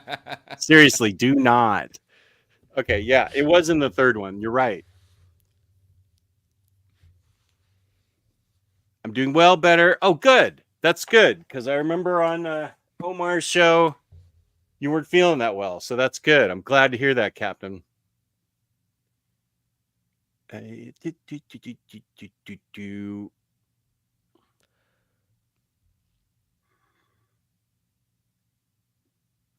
Chris brings up an interesting point. Could Marvel themselves know that Taylor Swift will be in Deadpool and Wolverine, and they are selling that Dazzler Omni and hoping of getting in on the Taylor Swift hype market? Well, if Omar's gotten that question before, and David would lead him to believe that they don't have that kind of connection. It just happens to be coincidence. But then again, when Kevin Feige's also the head of technically Marvel Comics as well, coincidence or just a nice subterfuge? Juice Dragons has to leave because his kid is attending her first high school dance. Not sure whether to cry out of pride or out of fear. Thanks for the show, Jess and Chris, and everyone in the chat. Bring you the thickest Omni to the door with whoever your kid's date's gonna be at that point. Don't bring a gun, bring a huge Omni. Bring Blackest Night. It sends a message in two different ways.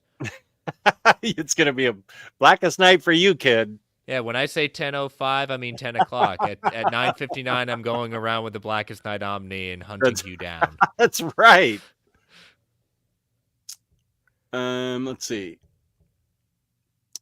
Are we talking about books we've been recommending to Jess for years?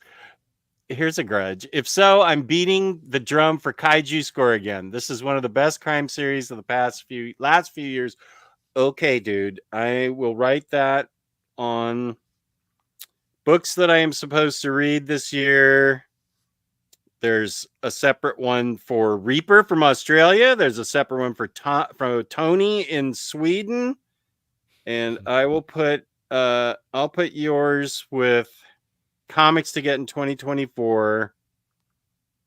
Kaiju Score. Yes, that does sound kind of familiar. Not sure I've ever heard of it before. Kaiju Score. Okay. Yeah, one that I never heard of either. I like the title. Yeah, I do. Yeah, he has recommended it to me for a while. Oh, Jess. Uh-oh. Level management's joined the chat. Oh. My upper level? Yes. Uh-oh.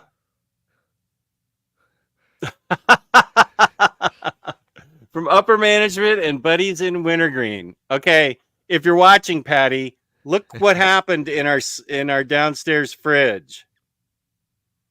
And you won't see it because I'm going to clean it up before you get home. One of the Cokes turned around and murdered the other Coke. Mistakes were made. Look at that. Coke guts all over the refrigerator. It's a Cokicide. Yeah, so don't worry. I will clean this up, and this has serious scrubbing coming up. I can tell. There's a lot of pieces that can be cleaned up, but yeah, if this was a crime of Coke passion. New Speed Channel is going on all cylinders right now. Carbonated Apocalypse. Yeah. On my watch, I let it happen. I didn't keep those Cokes under close enough watch. You did. You turn your back and you shut that door once. You never know what happens. Exactly. That is a good question because, right? You see Yeah. Coke guts all over the place. Yeah. Cola Wars, your can of That's Coke good. Pop. I think the answer is it's never happened before. It's one of those. It's the auxiliary one, the one that's down here, and we had Diet Cokes on the top shelf. And I think the freezer doesn't dip. There's no. We keep the refrigerator in normal temperature, but I feel like maybe one was too close to the. Oh my gosh! Now that must have happened when I was out of the house because I bet that must have made a big noise, or It maybe it was probably would maybe have. it's a muffled noise if the other Coke cans were careful. You know, it really was that Coke can was ratting out to Pepsi, and he had to be taken down. What I really want to do is get those googly eyes and put it on one of the Coke cans to be, but I don't think we have any in the house. I'd love to put googly eyes on the Coke can. Everybody saying hi to upper management. Hi, Patty. Hi, Patty Bragg. Welcome to everybody.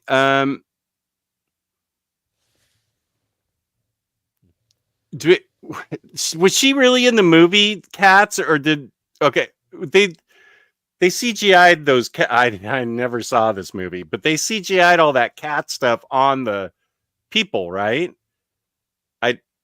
The only time I saw any cats was in Modern Family when Cameron was like Rum Oh yeah. Tim Tigger or something. That was a great episode. I think he got stuck in a tree with oh yeah, they were trying to save a tree.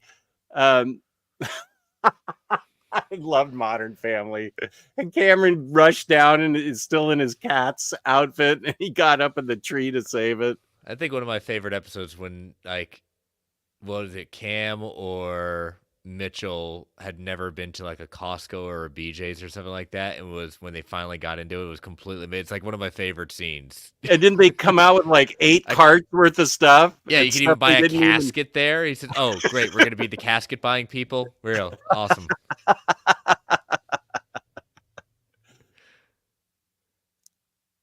Let's see. Javier, would you all recommend Avengers by Jed McKay, The Impossible City? I'm a new comic reader and really like the cover of Volume 1. I have that here. And Freddie's probably... Freddie, have you already answered that? Freddie is the one that knows the most about McKay. Freddie, I where like are the you? art. I like the art of it. I love Jed McKay. You've read it? I've read the first arc, middle of the second right now.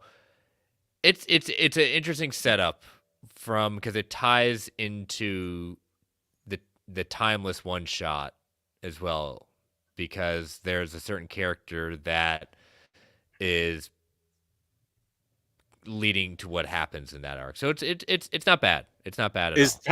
Is the timeless one shot included anywhere? I'm not sure. That I can't say. You'd have to grab yours to see. It may be. I would hope it would be, because it's kind of important. Oh, okay, so it's really important. It's just important in the sense of like, I mean, I don't want to ruin it for you. There's one character that ties into it pretty significantly. Okay. I'll flip through it because I know that I just saw it here. Silk, X-Men, Hellfire Gala. Wait a minute. Where? See, it's one of the. Yep. Okay. Freddie confirmed it. Timeless one shot is in the paperback. Good. I just got done finding it. Okay, where is Freddie? Timeless one shot in the paperback. Good. Avengers 1 through 6 and Timeless 1. That's a pretty good chunky trade. Yeah, I liked it. It's a good setup. It looks good. Captain Marvel and Scarlet Witch, Thor, some type of Iron Man. I haven't seen that. Wait a minute. Oh yeah, Iron Man. Blah, blah, blah, blah, blah. Okay, here are all the characters in it. Black Panther, Vision, Sam, Captain America, or is it Sam Falcon? That looks like. It's Sam Captain America. Okay. And Thor and Captain Marvel. Captain Marvel and Scarlet Witch, I'm already interested. Mm-hmm. The first issue is the recruitment issue. It's fun. Okay, cool. Let's see this art. Ooh. Boss art. Yeah, the art's really good.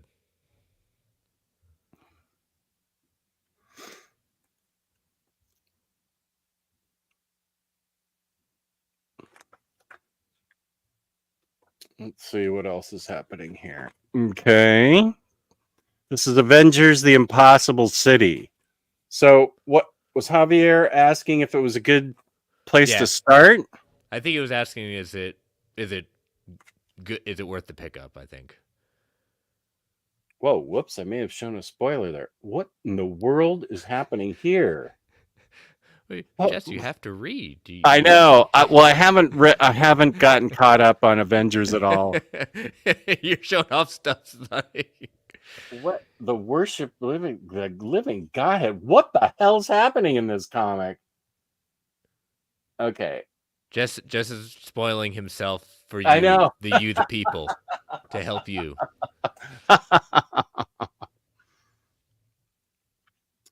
Timeless food shoot.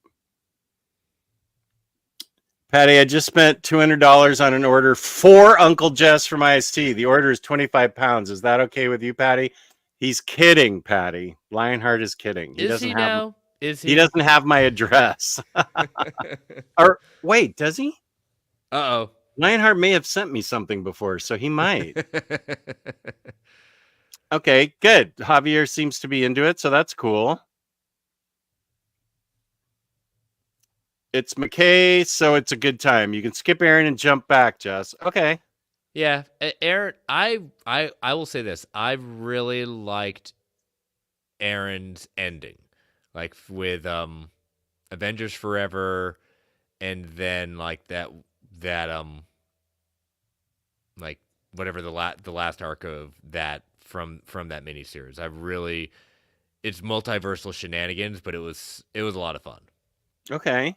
But the rest of it was, I agree, it was kind of hit or miss in my opinion for Jason Aaron. I think he was playing too big of a long game that I was like, where are we going with this? And I personally think Heroes Reborn was a waste of time. Oh, that's too late for me because I've already bought that book. So I'm going to read it. That's just my but see, that's just my opinion. You can have a different opinion. Bunk doing night night with his daughter Johnny Rotten. Good night to all. Smooth jazz stream with Patty coming on soon. Mm-hmm. Perhaps. Oh, you know what I could show off? I could show off the Kickstarter stuff. Oh yeah. Okay. So, some of my favorite Kickstarters. Here, we'll start off with some Liam Sharp.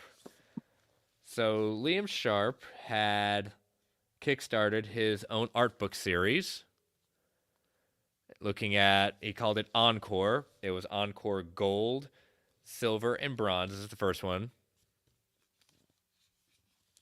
And, dropping stuff out of it. One of the 8 things. Yeah. They always come with all these crazy.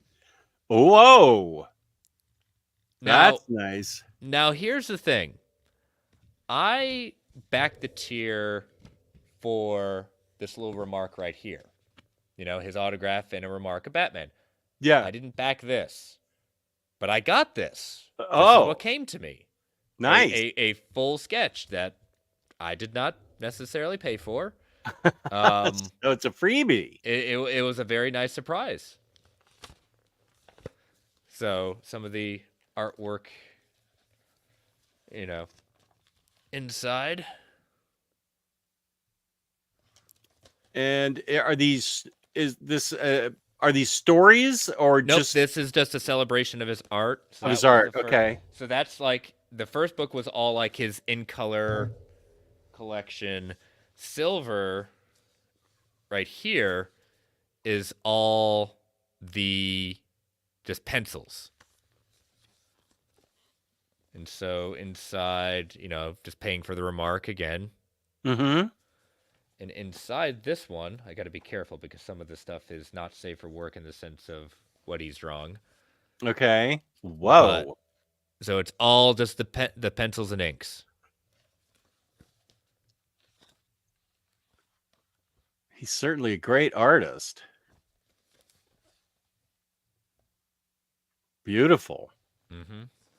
And then the last one was more of a kind of his kind of like his biography in the sense of like his life story mixed in with some artwork.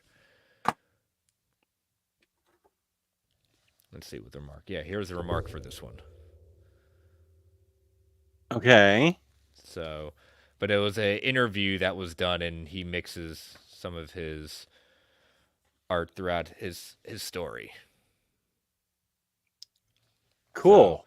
So yeah, so 3-issue books with that. I have been a big promoter of the Massiverse by Kyle Higgins, Radiant Black, anything associated with this. But this is Inferno Go Red, written by Matt Groom, art by Erica DeRusso, Igor Monti in colors, and Becca Carey on letters. Inferno Go Red is part of the Massiverse. I interviewed Matt Groom for my show World's Finest True Believers when it was first coming out. It was my top read of last year, and it basically tells the story of Cassia, who is going off to college, and she, at one point, her entire city is imprisoned, and she is then gifted the powers at one point to become Inferno Go Red. Like, the colors of Igor Monti are just amazing, and Erica DeRusso's art. I mean, here's the big transformation. I mean, just look at that. And this is the Massiverse. Who else is contributing to that? To Massiverse, you have a couple of books. You have Radiant Black, you have Radiant Pink, Radiant Red, The Dead Lucky. You've got Rogue Sun, and the newest one called No One. Okay. But this came out in hardcover. It was a Kickstarter strictly edition. They did a 3-issue release in comic book shops. There is a trade paperback collection of this as well. But the only way to get it oversized hardcover was the Kickstarter? But through the Kickstarter, they did have extras that they did sell on. Kyle Higgins' company is called Black Market Press, I believe. And they did have some extras you could buy there, but I think those have long gone sold out. Mm-hmm. Here is Noctera. When Best Jacket Press. This is Scott Snyder's company. When this was his first Kickstarter, this was how they kind of jump started the very first book, Noctera, coming out, and backed the tier to get them signed with Tony S. Daniel. And inside, this is basically the oversized script and pages for what became issue number 1. Oh, okay. I did actually. They ran kind of they were trying to boost the numbers of the Kickstarter. They did a raffle where they would I think how many fans, like 5 fans, could get a 5-minute interview with Scott Snyder, and I was one of those fans, so I got to speak to him for 5 minutes. That's cool. During the Kickstarter, so that was a lot of fun. That was a Zoom call. Yep, just StreamYard, Carl, actually. A StreamYard, okay. Some others. I haven't read Noctera yet, but I have read a lot of Undiscovered Country, and I like it. That's good. So these, Charles Soule and Mr. Ryan Brown. God hates astronauts. Curse words. A lot of fun. These were collected for the first time all together in collected editions. Those are big chonkers. That God Hates Astronauts. I didn't even know there were that many out. Yeah. So, and I think they were all he got really cheeky with these editions because I think I'm trying to find the curse words one. Which one did I get? This was a spell book edition, and they had um, little inserts like the little extras they had Yeah. all in Okay. here. And then the God Hates Astronauts. This one This one was the I Can't Believe There's No Butter edition, and so he gave a little sketch, and it had no butter. That's cool. Yeah, so I mean, these are just like absurdist, the series at that point. I like that he got these out through Kickstarter. That was a lot of fun. Here's one of my favorites that came out. We're talking Mike Grell, Sable, Oh, Omnibus Volume 1. Volume 2 was kickstarted successfully over this past summer. Um, I wonder if Larry backed that too. I you feel got like nice that might be book. something that Larry's library might like. Oh, that's cool. Nice Oh, book plate. That's a good book plate. yeah, and just the art, the recoloring of the art for Sable. Mm. And so Volume 2 has already been kickstarted, and so they're working on putting that into production. Hopefully this summer we'll get that as well. I mean, even just the underneath the dust jacket.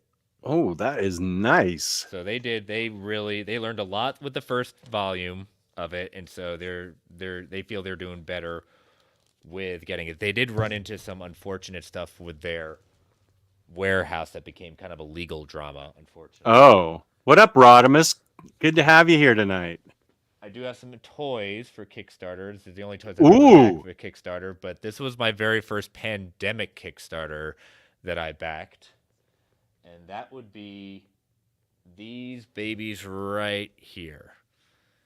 These Todd McFarlane Spawn very first figure. So I backed the highest tier to get each one of these figures, and they came with little accessories with them, changing of heads. Even the cape kind of like opens up.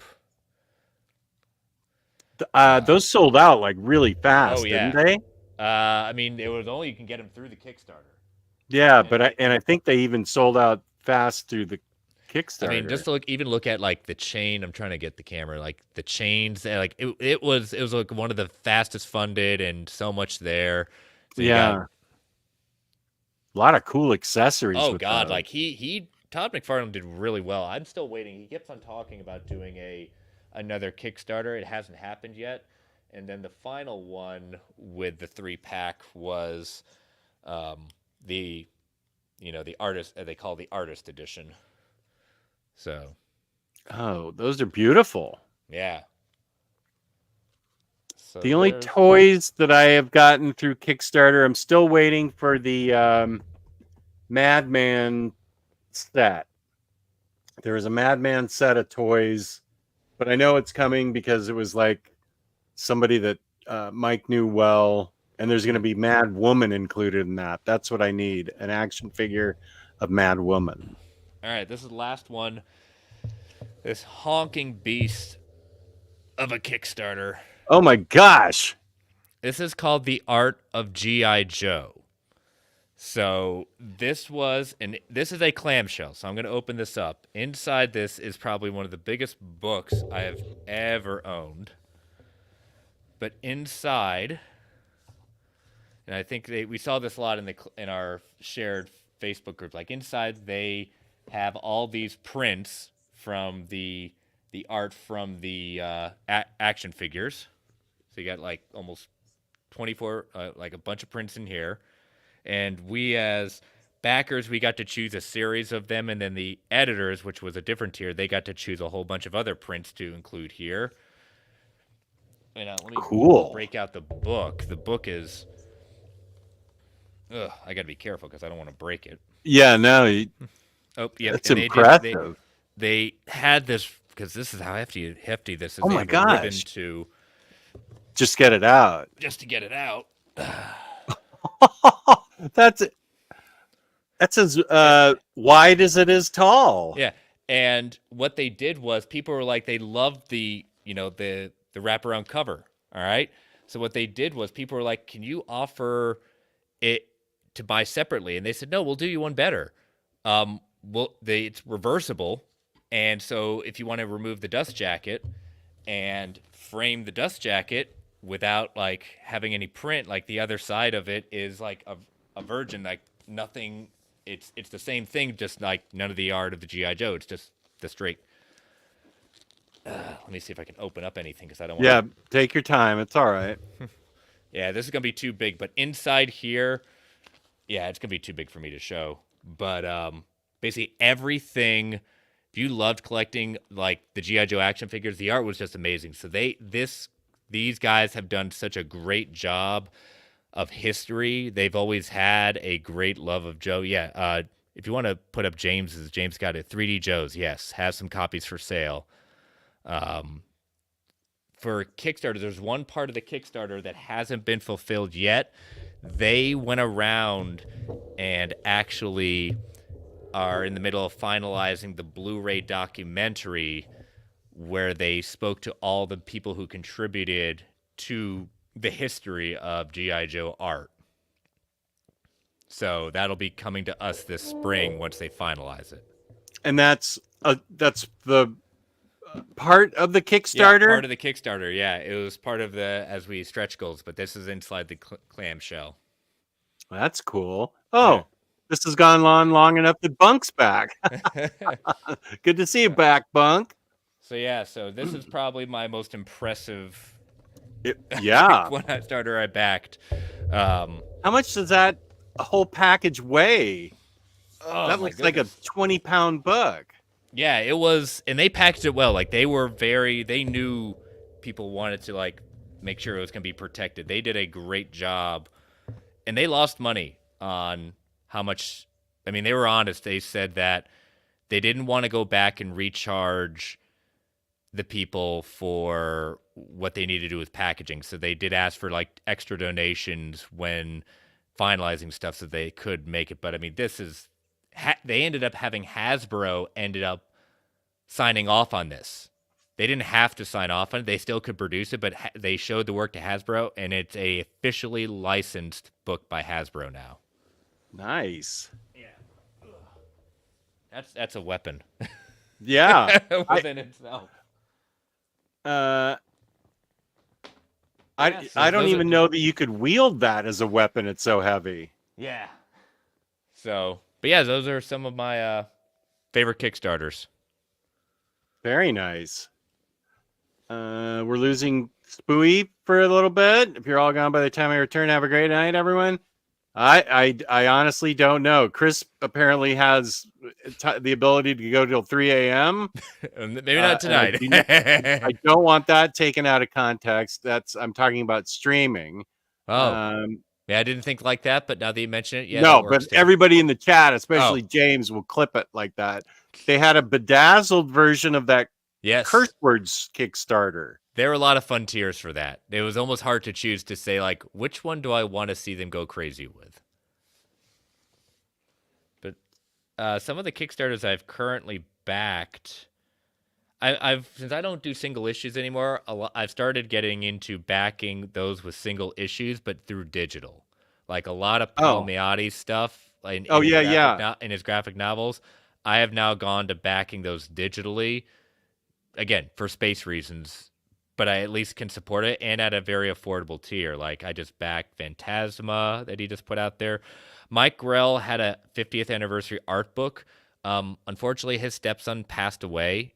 He was killed in an accident, and it kind of it was obviously devastating. And so this was used to raise money to help pay for the hospital funeral and things like that. So they reached out to the community, and its fans and collectors have helped put together this book to raise money for him. And so I've backed that 50th anniversary art book.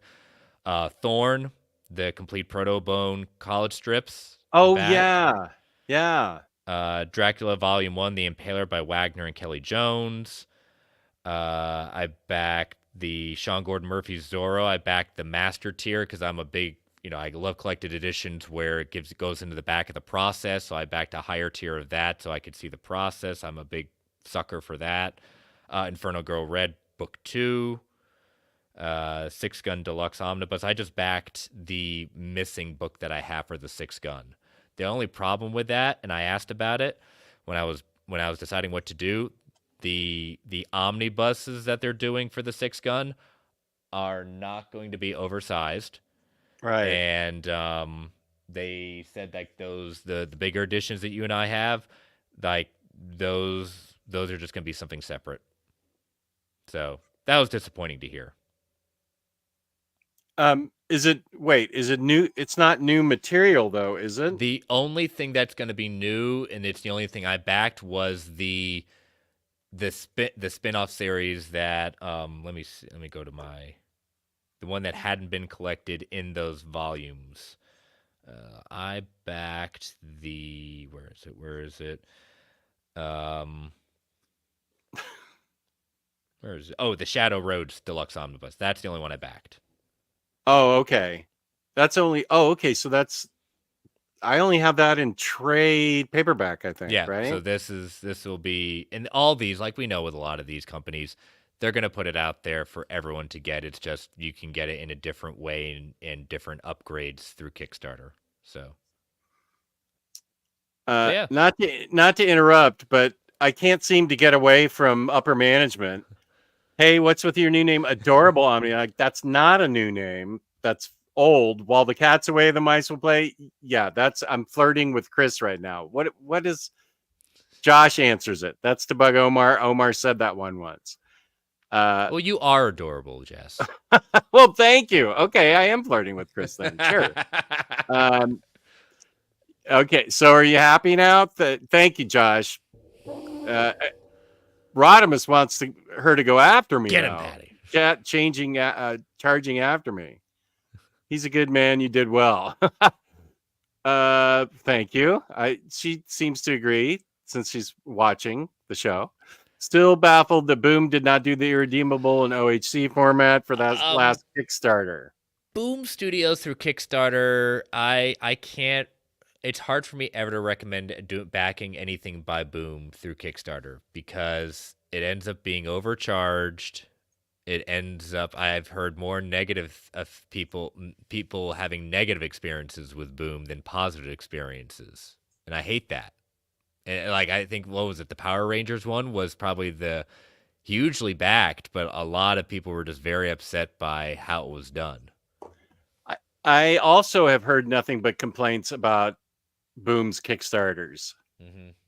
And I'm a huge Irredeemable fan and Insufferable and Incorruptible. I love all of those, but yeah, I've just heard not good things. So I just basically like I was a huge fan of the Klaus series, and so when I saw that on Kickstarter, a friend of mine's also big into Klaus, and he was going to back it. I said, hold off on that. It'll come out. We just won't get the Kickstarter version of it. And he felt better about it, especially when he didn't have to pay as much when it came out in, hardcover. So yeah, Patty, the cat's not away. We were hanging out today. She was hanging out with me, playing Nintendo. She showed me her upper fangs. Yikes! I can see where they're descended from, like tigers. Those were some serious chompers on that cat. Freddie was tempted to get the Gargoyles new Kickstarter, but Dynamite confirmed they're going to print those for regular market. That's when I backed it, and then once I heard that, I was like, nope, I'll hold off on that. Yeah. Hey, here's Mary M. Hey, Mary. Hi, Mary. Good to see you. Matt Wagner also did a Zorro comic, writing it. Okay. Yeah, I've just finished reading issue 2. So what's cool about the Zorro one is that we're getting the backers are getting the digitals for free, and then as they come out. But like I said, I backed the big hardcover master edition, so I'm very excited to finally see when that comes out. But I'm a huge, say what you want about him, I love Sean Gordon Murphy's art. I love his writing. Who's going to Um, say something bad about that? well, This is a show that celebrates Sean Gordon Murphy. I I love know his there stuff. are some in the community that link him to Comicsgate stuff, but I can Oh, oh, so ooh, oh. Okay, some well, I'm not here to debate that. I can separate the art from the artist didn't know in that. some way. Well, certain things he's either said or done. I don't think it's not like he's done anything illegal or anything like that, but I know some people have linked him to Comicsgate.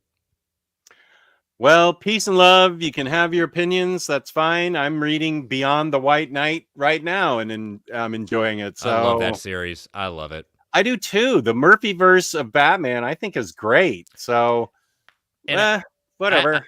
yeah, I what I don't he because I would love to see the conclusion of that. He's gone on record and saying that he hasn't heard back from DC. What? He's got a world's finest planned, but Oh, they I'd love haven't to see that. they because and he hasn't heard back, so that's why he's gone this route until he hears back from them. And it's been a while because they made a big announcement when they started doing Beyond the White Knight, Yeah. um, that there was going to be more series. He was really excited, and that was the last. And so one of my friends who interviewed him saying, "Yeah, I've contacted DC a number of times to see what's next, and they've not called him back according to him. So he's kind of moving on." How do you not? How do you not contact him about that series? That series is amazing. That Harley Quinn was That was a lot of fun. yeah, the whole thing's been a really refreshing look at Batman and Joker, and this latest one, I'm really into some of the concepts in it. I, I don't get it. I love the world building. It is so cool, Yeah, especially with Beyond the White Knight, the characters that have come out and the way they ended. I was like, I need the next part of this.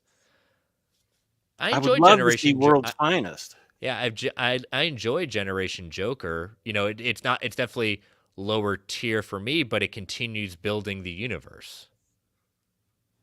Is that the latest one that's come out, or That's did the that? latest one that follows up Beyond the White Knight. It's Okay, I don't focusing have on that one. it hasn't come out in collected edition yet. Oh, It's okay, focusing on the kids, Joker's kids. right. And then I got an introduction to them more in this Beyond book. Um, yeah, I feel like I may have missed something in this. I feel like I may have missed something in the Beyond series. I'll talk to you afterwards because I Okay. don't want to spoil it for anybody. Hmm. But I feel like I've read them all in order, and I feel like I'm missing. There's It, something that's happened in okay. Beyond that I don't remember happening before. Okay. Yeah, we'll talk off air because, like you said, Okay, we don't want to spoil it. yeah, But I yeah, I'm a really, big. Ever since White Knight, like I that's another one I doubled and triple dipped for. So I did buy the hardcover, the standard hardcover, knowing that the other two had deluxes. Third one's gonna get a deluxe. I'm okay with that. That is yeah, an omni or that is an omni waiting to be collected. yeah, and I don't know if I have any in deluxe. They're of course they're in the other room where apparently most of the interesting stuff in my collection is. Uh, I feel like I stuck with the standard hardcovers Hmm. because I got those all when they came out. If there was an Omni and that art was oversized, I would definitely, well, yeah, I would. I love the art, and he didn't do the art for, and he hasn't done the art He didn't do it for Harley Quinn. right. He had done some stuff for Harley Quinn. I think that was his wife that actually did Harley Quinn. He wrote that, she wrote that, Yeah. but it was a different artist. But the Yeah. art was still really good and really true to Oh, that I've got it right Murphyverse behind me. kind of, okay, that Give me a second. Murphyverse sort of vibe.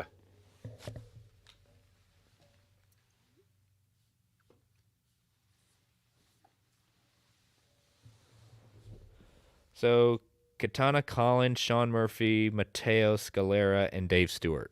Okay. So did it was Matteo Scalera that did the art on that. Then Cheese is. Oh wait, till you put your headphones on. Cheese is bringing up another point. Also, Boom's Giant Days library not on the test Kickstarter debacle. Giant Days, Giant Days. I need Lumberjanes to be released in the big. This is really going to bug me if Lumberjanes doesn't get re-released. Not re-released. The rest of Lumberjanes getting released the way those oversized hardcovers 1 through 6 were. That's what I want. And I don't really want to have to kickstart them.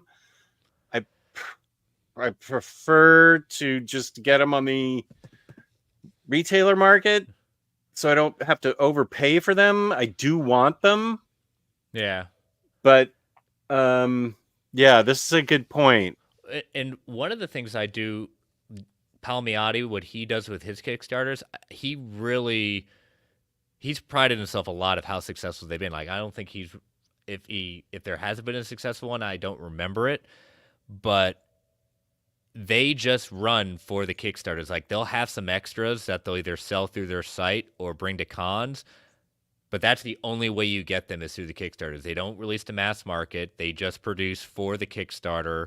Yeah. And they've done a very good job. And there was a great humble bundle of pretty much almost everything they've done recently, like through their entire like self-publishing part, and it's worked out successful for them. They get to do what they want. So I mean, it's kind of when you get big companies like Boom, bigger, I put that in quotes, bigger companies like Boom that do it through Power Rangers, and then they turn around and sell it cheaper than the Kickstarter, that leaves a bad taste in people's mouths. Yeah. Yeah, like why do the Kickstarter if you're not going to get well, they get the exclusive covers and you get the frills. Yeah, those frills are sitting in a box collecting dust for me. Most of the frills, like, well, this is a series I like, The Few and the Cursed, and so far, yeah. I think Few and the Cursed has only been through Kickstarter. I haven't seen it outside of it, but these coins, I'm still not sure what to do with these coins. The challenge coins. Yeah, and it did come with a cool. I ended up keeping this because usually I pitch everything else. I did keep the coin and the sort of trading card, but then there was I can't remember which one it was that Kristen and I both got that came like a ball in it, like not a tennis ball, but like a squishy ball.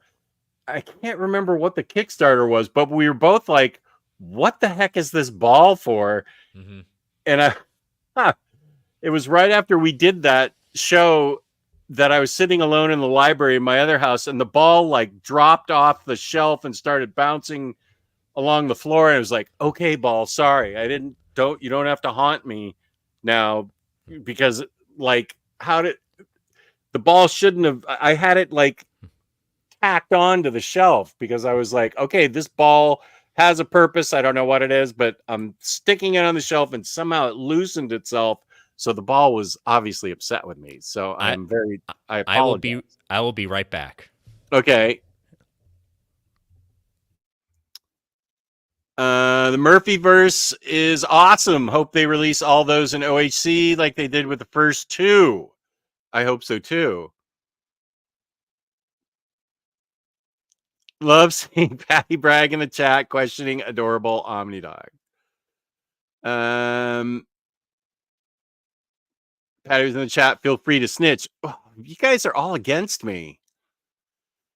Jess, which cover should I get for Death Metal Omnibus? I'm leaning towards a standard cover. What do you think? Well, Lionheart, if you have metal, you have the first metal. Here's the issue. I feel you want the spines to match. So you should get the cover, the kind of black and white cover for Death Metal, because it'll match the spine. Now, if you got the color cover for metal, then you'll want the colored cover for death metal because then it'll have a different spine. Now, if you're not all flipped out about your spines, I would say I think this is the standard cover. $150 for this? What? Well, I'm glad I went to Organic Price Books to get it because I certainly didn't pay that.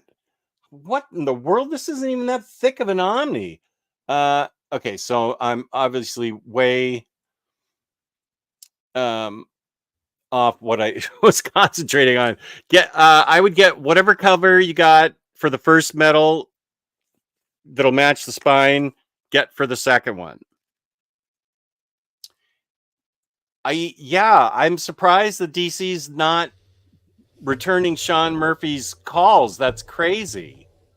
Yeah, and that's just coming straight from Sean Murphy, my friend who has a podcast.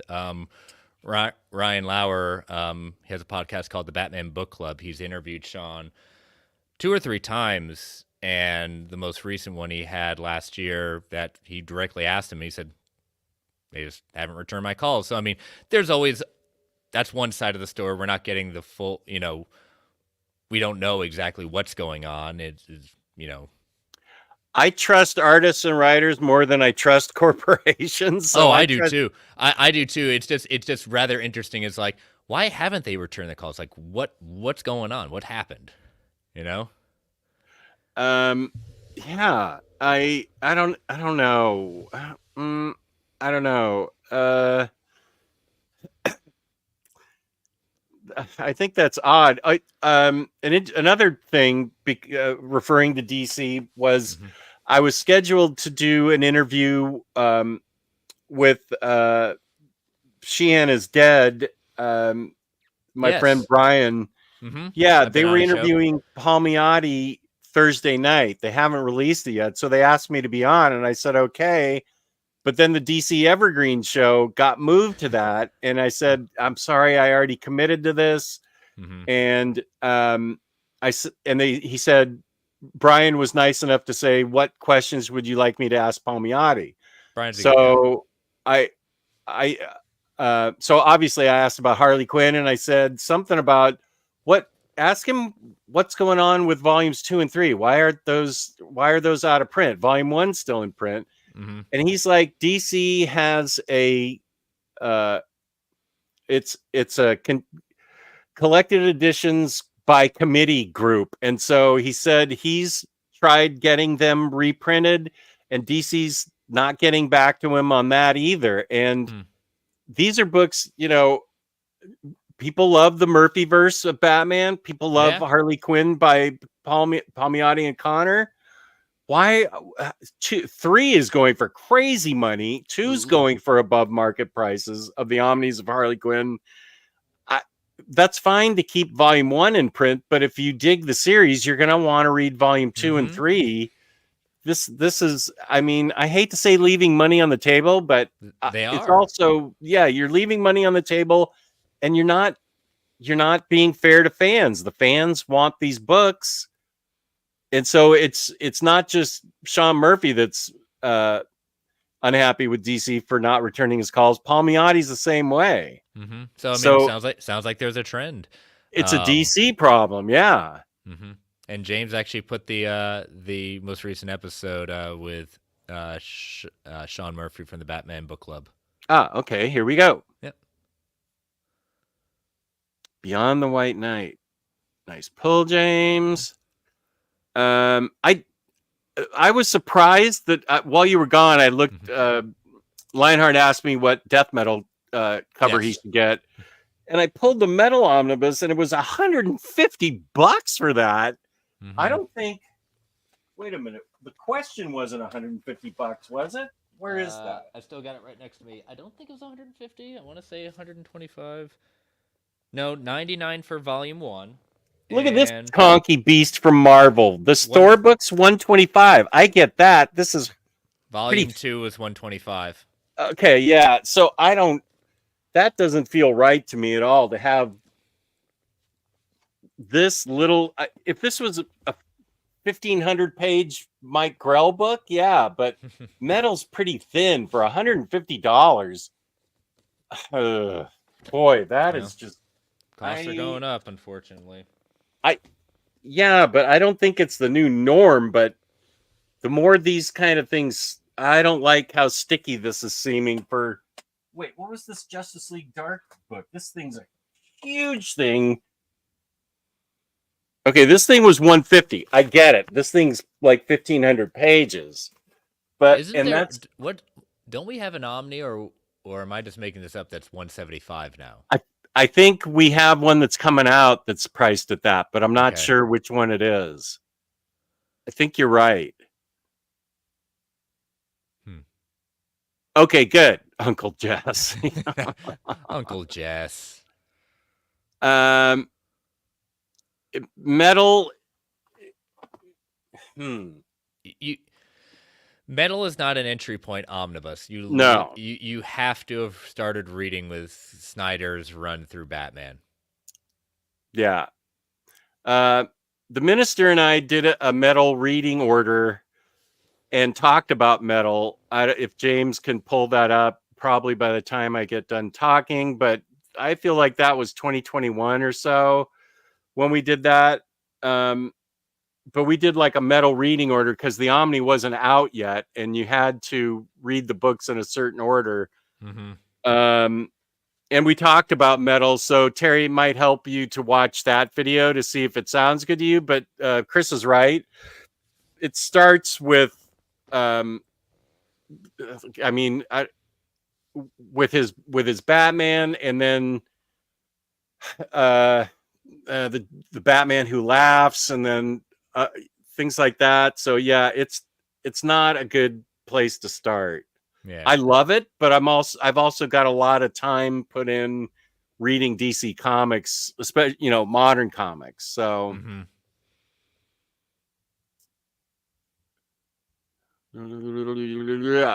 Reaper's here. Well. Just finished up a 3-hour fire. Reap's a firefighter in Australia, and the Omnidog is on. What a day to be alive. Thank you for your service to Australia, Reap. Hello, Chris. What is a run or line of Omni you'd like to be collected? I mean, I was going to say until recently it was going to be all those crossovers, and now we're getting them. Oh, the DC amalgam Yeah. ones? I got to think on that one because I have one on the top of my tongue. I just can't think of it right now. Give me a little bit of Okay, we can advice. go Yeah. back to that. Yeah.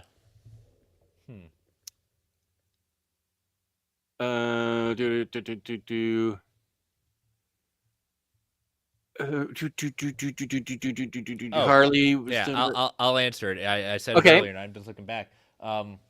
Cape Crusader, Dark Knight Detective. Oh Like yeah. that. Get that at move that to the Omnis. Yeah. Yes, James, you're right. I did say Inhumans. Silly me. I'm sorry. You're right. I need to help Geo out. You're right. It's the only answer is Inhumans. Here it is. James, nice. Review The Batman Who Laughs, metal review and reading order. Terry, you should go there and see if it sounds like it's up your alley. Yeah, no, James got it before I even finished, so nicely done. Mm-hmm. You know what is Darth interesting? Twinkie. I love your death avatar. It's $150 because the chrome effect on the covers costs a lot more to manufacture. That's true. That I does wonder if cover the does. Yeah. Okay, that's fair. Yeah. Oh, 0 hours is 175. There you go. Ew! I'm not paying 100 for 0 hour. And That was my least favorite event. And I remember because it was this summer when it came out, people were like wondering, and I was one of them too, saying I already had the original printing of 0 Hour, but then the page count was different than what they put out there. It was not right. They were either the original or the new one had a wrong page count. I think it was the old one had a wrong page count associated with it, when the new one had the correct page count for both of them. Nothing new was added. It's Oh, the same jeez. omnibus, and it drove the community crazy until I started doing some research into it and comparing what it was. So Um, Daniel Cohen Palmiotti works at my LCS. He works there? I think he's got I've heard him like I think his office is in in the LCS. So That's yeah, cool.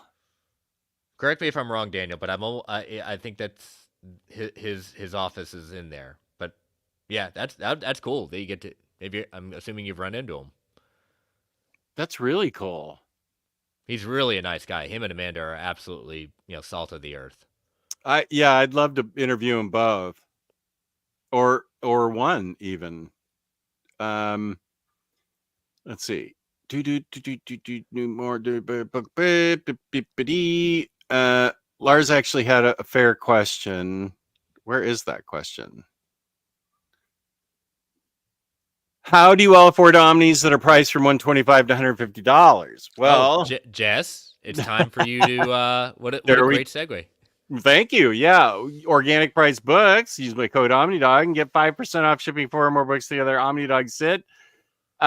You have to. I know, Lars, that you're not in the U.S. So I've got a few international viewers here, like Reaper and Terry, and it's not an option available to you to get them. Well, it's not 50% off. Sometimes it can be, but even at 50% off, $150 book is expensive now. But you almost have to get these through online retailers, or they're unaffordable. It's a fair question, Lars. I don't. Although Walt's Comic Shop, yeah, in Europe they may have good prices. I know Very Fine Condition has them as a sponsor, so that might be an option for you. I know. I don't know what to tell you, Lars. It is getting more expensive, and that's where it's unfortunate that us we want to do physical media, because even though I'm kind of balancing physical and digital, and yes, I bought it, they could always take it away. Even though I've personally bought it could disappear, and I recognize that, but I also can't afford or have space to get everything I want. Yeah. And Right. so I guess that's where, in the idea that I knock it all you want right now, and I'm not saying it's great what happened with Comixology with Amazon. I do like that I do have the avenues to still get the deluxe or omnibuses of different publishers that are now in digital that I can buy, and that way I don't feel like I'm totally missing out in just having to do the singles, because I love the extras that are associated with the stuff. So. But I know that's what I know for Lars. I know you strike me as someone who wants that physical and collected edition, and yeah, it's unfair. It really is. Context before reading metal. Snyder New 52, JL New 52. Yep. That's actually really important. By Jeff Johns, and other ones if you want the context before reading metal. Golden Age comics can be tough for some, but an all-star comics Omni would be great. Yeah. And they've got all kinds of great stuff still. DC. I feel like I'm just repeating myself at this point with like Dr. Fate and Starman, Plastic Man, Spectre. I'm just looking at my DC archives, Green Lantern, Golden Age Flash. Yeah, they have that stuff used to be put out in the archives, which was a great affordable way to get it. But they've stopped doing that, and so now there's not a good way to get any kind of Golden Age stuff. And Golden Age, yeah, is not for everybody, but there are some people out there. I think there's a market for it. It just depends on if they overprint or not. Yeah, it really does. I'm going to have to give a 5-minute warning because I'm starting to run out of steam. You didn't yawn or look at your watch, so just pointing that out. What are we talking about here? 52 was 175 too, but I got like 80% off. Would not Wow. have gotten another. 52 was 175? Yoicks. Yeah, I do Palmiotti remember that. says, yeah, he says he has an office in the back. Seen him a couple times, but too shy to talk to him. Just tell him Omnidog said to say hi. And he'll go, who's Omnidog? And then boom, it's already an icebreaker. You can tell him who I am and blah blah blah. I can totally understand that because you don't want to be that fan at that point. Yeah. I respect that, Daniel. Even if what I would say the greatest thing, you're not asking for an autograph, saying, "Hey, I just want to let you know, love your work, keep doing what you're doing." That's gonna mean a lot because he really is. Him and Amanda, that's the kind of stuff creators love hearing instead of always saying, "Can I get a picture?" or anything like that. I mean, you can still ask it and probably still give it, but if you're worried that they're going to think some fans, like, he really is down to earth. Really nice guy. Yeah. Let's see. I would love to see Jess and Barr both interview Jimmy and Amanda together. That would be fun. International 2 from Canada. Okay, so we do have some Canada here.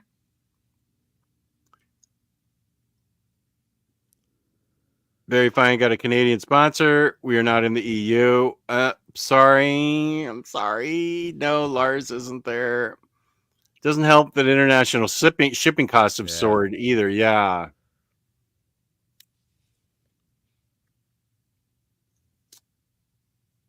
Yeah, Bar does pay a lot for shipping. And I Shipping remember prices. Bar in one of the giveaways for Omar actually got the book I donated to the stream. So I can't remember what book it was, but I said, "Oh, that's poetic."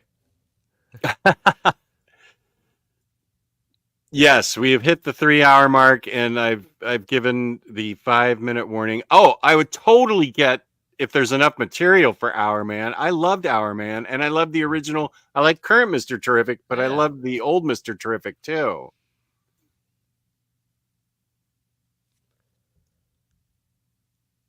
I would say love your Power Girl and get it signed. You never know till you ask. Chris, how do you keep up with stuff on Kickstarter and filter through the stuff that is less cool? That's a legit question. I like how you put it. I'm gonna read between the lines on that one and say yes. There's a lot of not safe for work stuff on Kickstarter at that point, and it's usually the good thing is I like about Kickstarter is like if you back something by a creator, if they're coming up with something saying, "Hey, you back this," they're coming out with something, or you can follow publishers and basically either it's through my own friend community and who I follow either on Twitter or other socials, or I just basically pull up the app and just kind of like go through the what is available. But yeah, there's a lot of not safe for work stuff on there, and that's if it's your thing. I'm not not shaming anyone at that point, but I'm kind of reading between the lines, and so you can what I would do at that point if you're thinking something you're not sure whether or not it is, I would go because if you can go to that page and you can see like what other projects they've created, you can kind of go through their past projects and see what they are. I'd start there and see if their past projects are something that you would be interested in. So yeah, I always get emails from Palmiotti about their latest Kickstarters. I think they say they average about 3 a year. And I've liked everything Mm-hmm. that I've gotten from Flesk Publishing is a good one. They got an art book out by the Dodsons now. That's a Kickstarter? Hmm. Chris, what absolute do you want, and when do you upgrade from deluxes? When do I upgrade from deluxes? Well, if it's an absolute edition, like I would love to get Promethea in absolute, get that reprint. I only have those in deluxes, so that would be an immediate upgrade. I'm with Jess. If and when Woman of Tomorrow gets it into an absolute, yeah, I'll be upgrading from the upcoming deluxe edition. I got even though it's quote unquote, they're not wrong. It's not technically called an absolute, but I've got my biggest whale. My last whale was JLA Avengers. Oh, okay, you got that. That was my final whale. A mutual friend of ours sold me a copy that they had. So, Nice. um, yeah, I would say right now, yeah, Promethea would be the one I would love to get in. I've toyed around with getting and picking up Transmetropolitan, but that's one I'm okay not having in Absolute Edition. That one just the extras weren't thrilling me, and for an Absolute, it's the art, but it's also the extras. And if an Absolute really can't give me a good extras with it, it's kind of I really have to like the story and the art. Like I don't own like one I don't own and I don't ever think I'll ever own is For Tomorrow, the Superman one by Oh yeah. Azzarello and Jim Lee. Hmm. Just I really don't like the story, and it's Jim Lee art, but it's not enough to get it for me. Right. Kane says very nice on JLA Avengers. Here's the Dodson Kickstarter. Thank Okay. you. I will check that out. Thinking of getting the upcoming DWJ book. Yep, that's going to go Kickstarter Extremity. It's kind of becoming a twofer now because he's also put out it's going to be Extremity in a deluxe kind of format edition, but also I think they're doing an art book with it as well. I think Oh, that you can sign up to be notified for it. It's already up on Kickstarter in the sense of like being notified is coming soon, but March 5th, so not this week, but next week, in 2 weeks, it'll drop on Kickstarter. March 5th, it starts. nice. Okay. Um. Oh well, good, Lars. I'm glad you enjoyed it.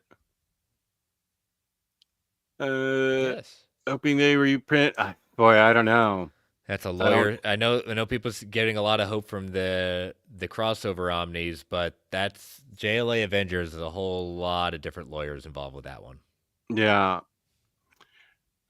So I am officially out of Steam right now for this stream. I've run out of Steam. So, Chris, thank you for joining. Absolutely, my friend. Always happy to And join. oh, it's great having you here. I will play us out with your great announce, but the description. It's in the description where they can find you on YouTube, and where can they find you on podcasts? Yes, you can look up, search for on any podcatcher. You can look up the Geek Ultimate Alliance on any podcatcher. Actually, a new episode of my show you can find on that network feed. World's Finest True Believers drops tomorrow morning. My friend and host of the vodka stream, the Film Junkie Dave, will be breaking down Batman Ego tomorrow morning. So that drops tomorrow Oh, morning. So subscribe to the Geek Ultimate Alliance, and tomorrow morning it'll be the first thing dropping in your feed. So check that out. here it is, right Yep, here. and There you that's the YouTube channel. right, and I have that in the I have that down below. Thank you, James. Oh, Thank you, James. there's your Twitter. Yep, there's Very, Twitter. very Yep. good, very good. Thank you, everybody. Peace and love. Peace and love. Thank you all for watching. Thank you, Chris, for joining me. And this has been great. And we will see you. Let's see, Monday and Wednesday on Omnibros. I don't think. Oh, Thursday I have Marvel previews with Omar at 1 p.m. on very fine condition. Those will be the next places you can find me. So peace and love, peace and love. Thank you. Oh, wait, speaking of Omar, let's show this. Okay, that was for Kane. I hope you were still on, Kane. Peace and love, peace and love. Thank you for joining. We will see you later. Bye-bye. In a world of infinite choices, one man shines a light in the darkness and reveals which comics are good and which comics suck. Welcome to Omnidog's Vault.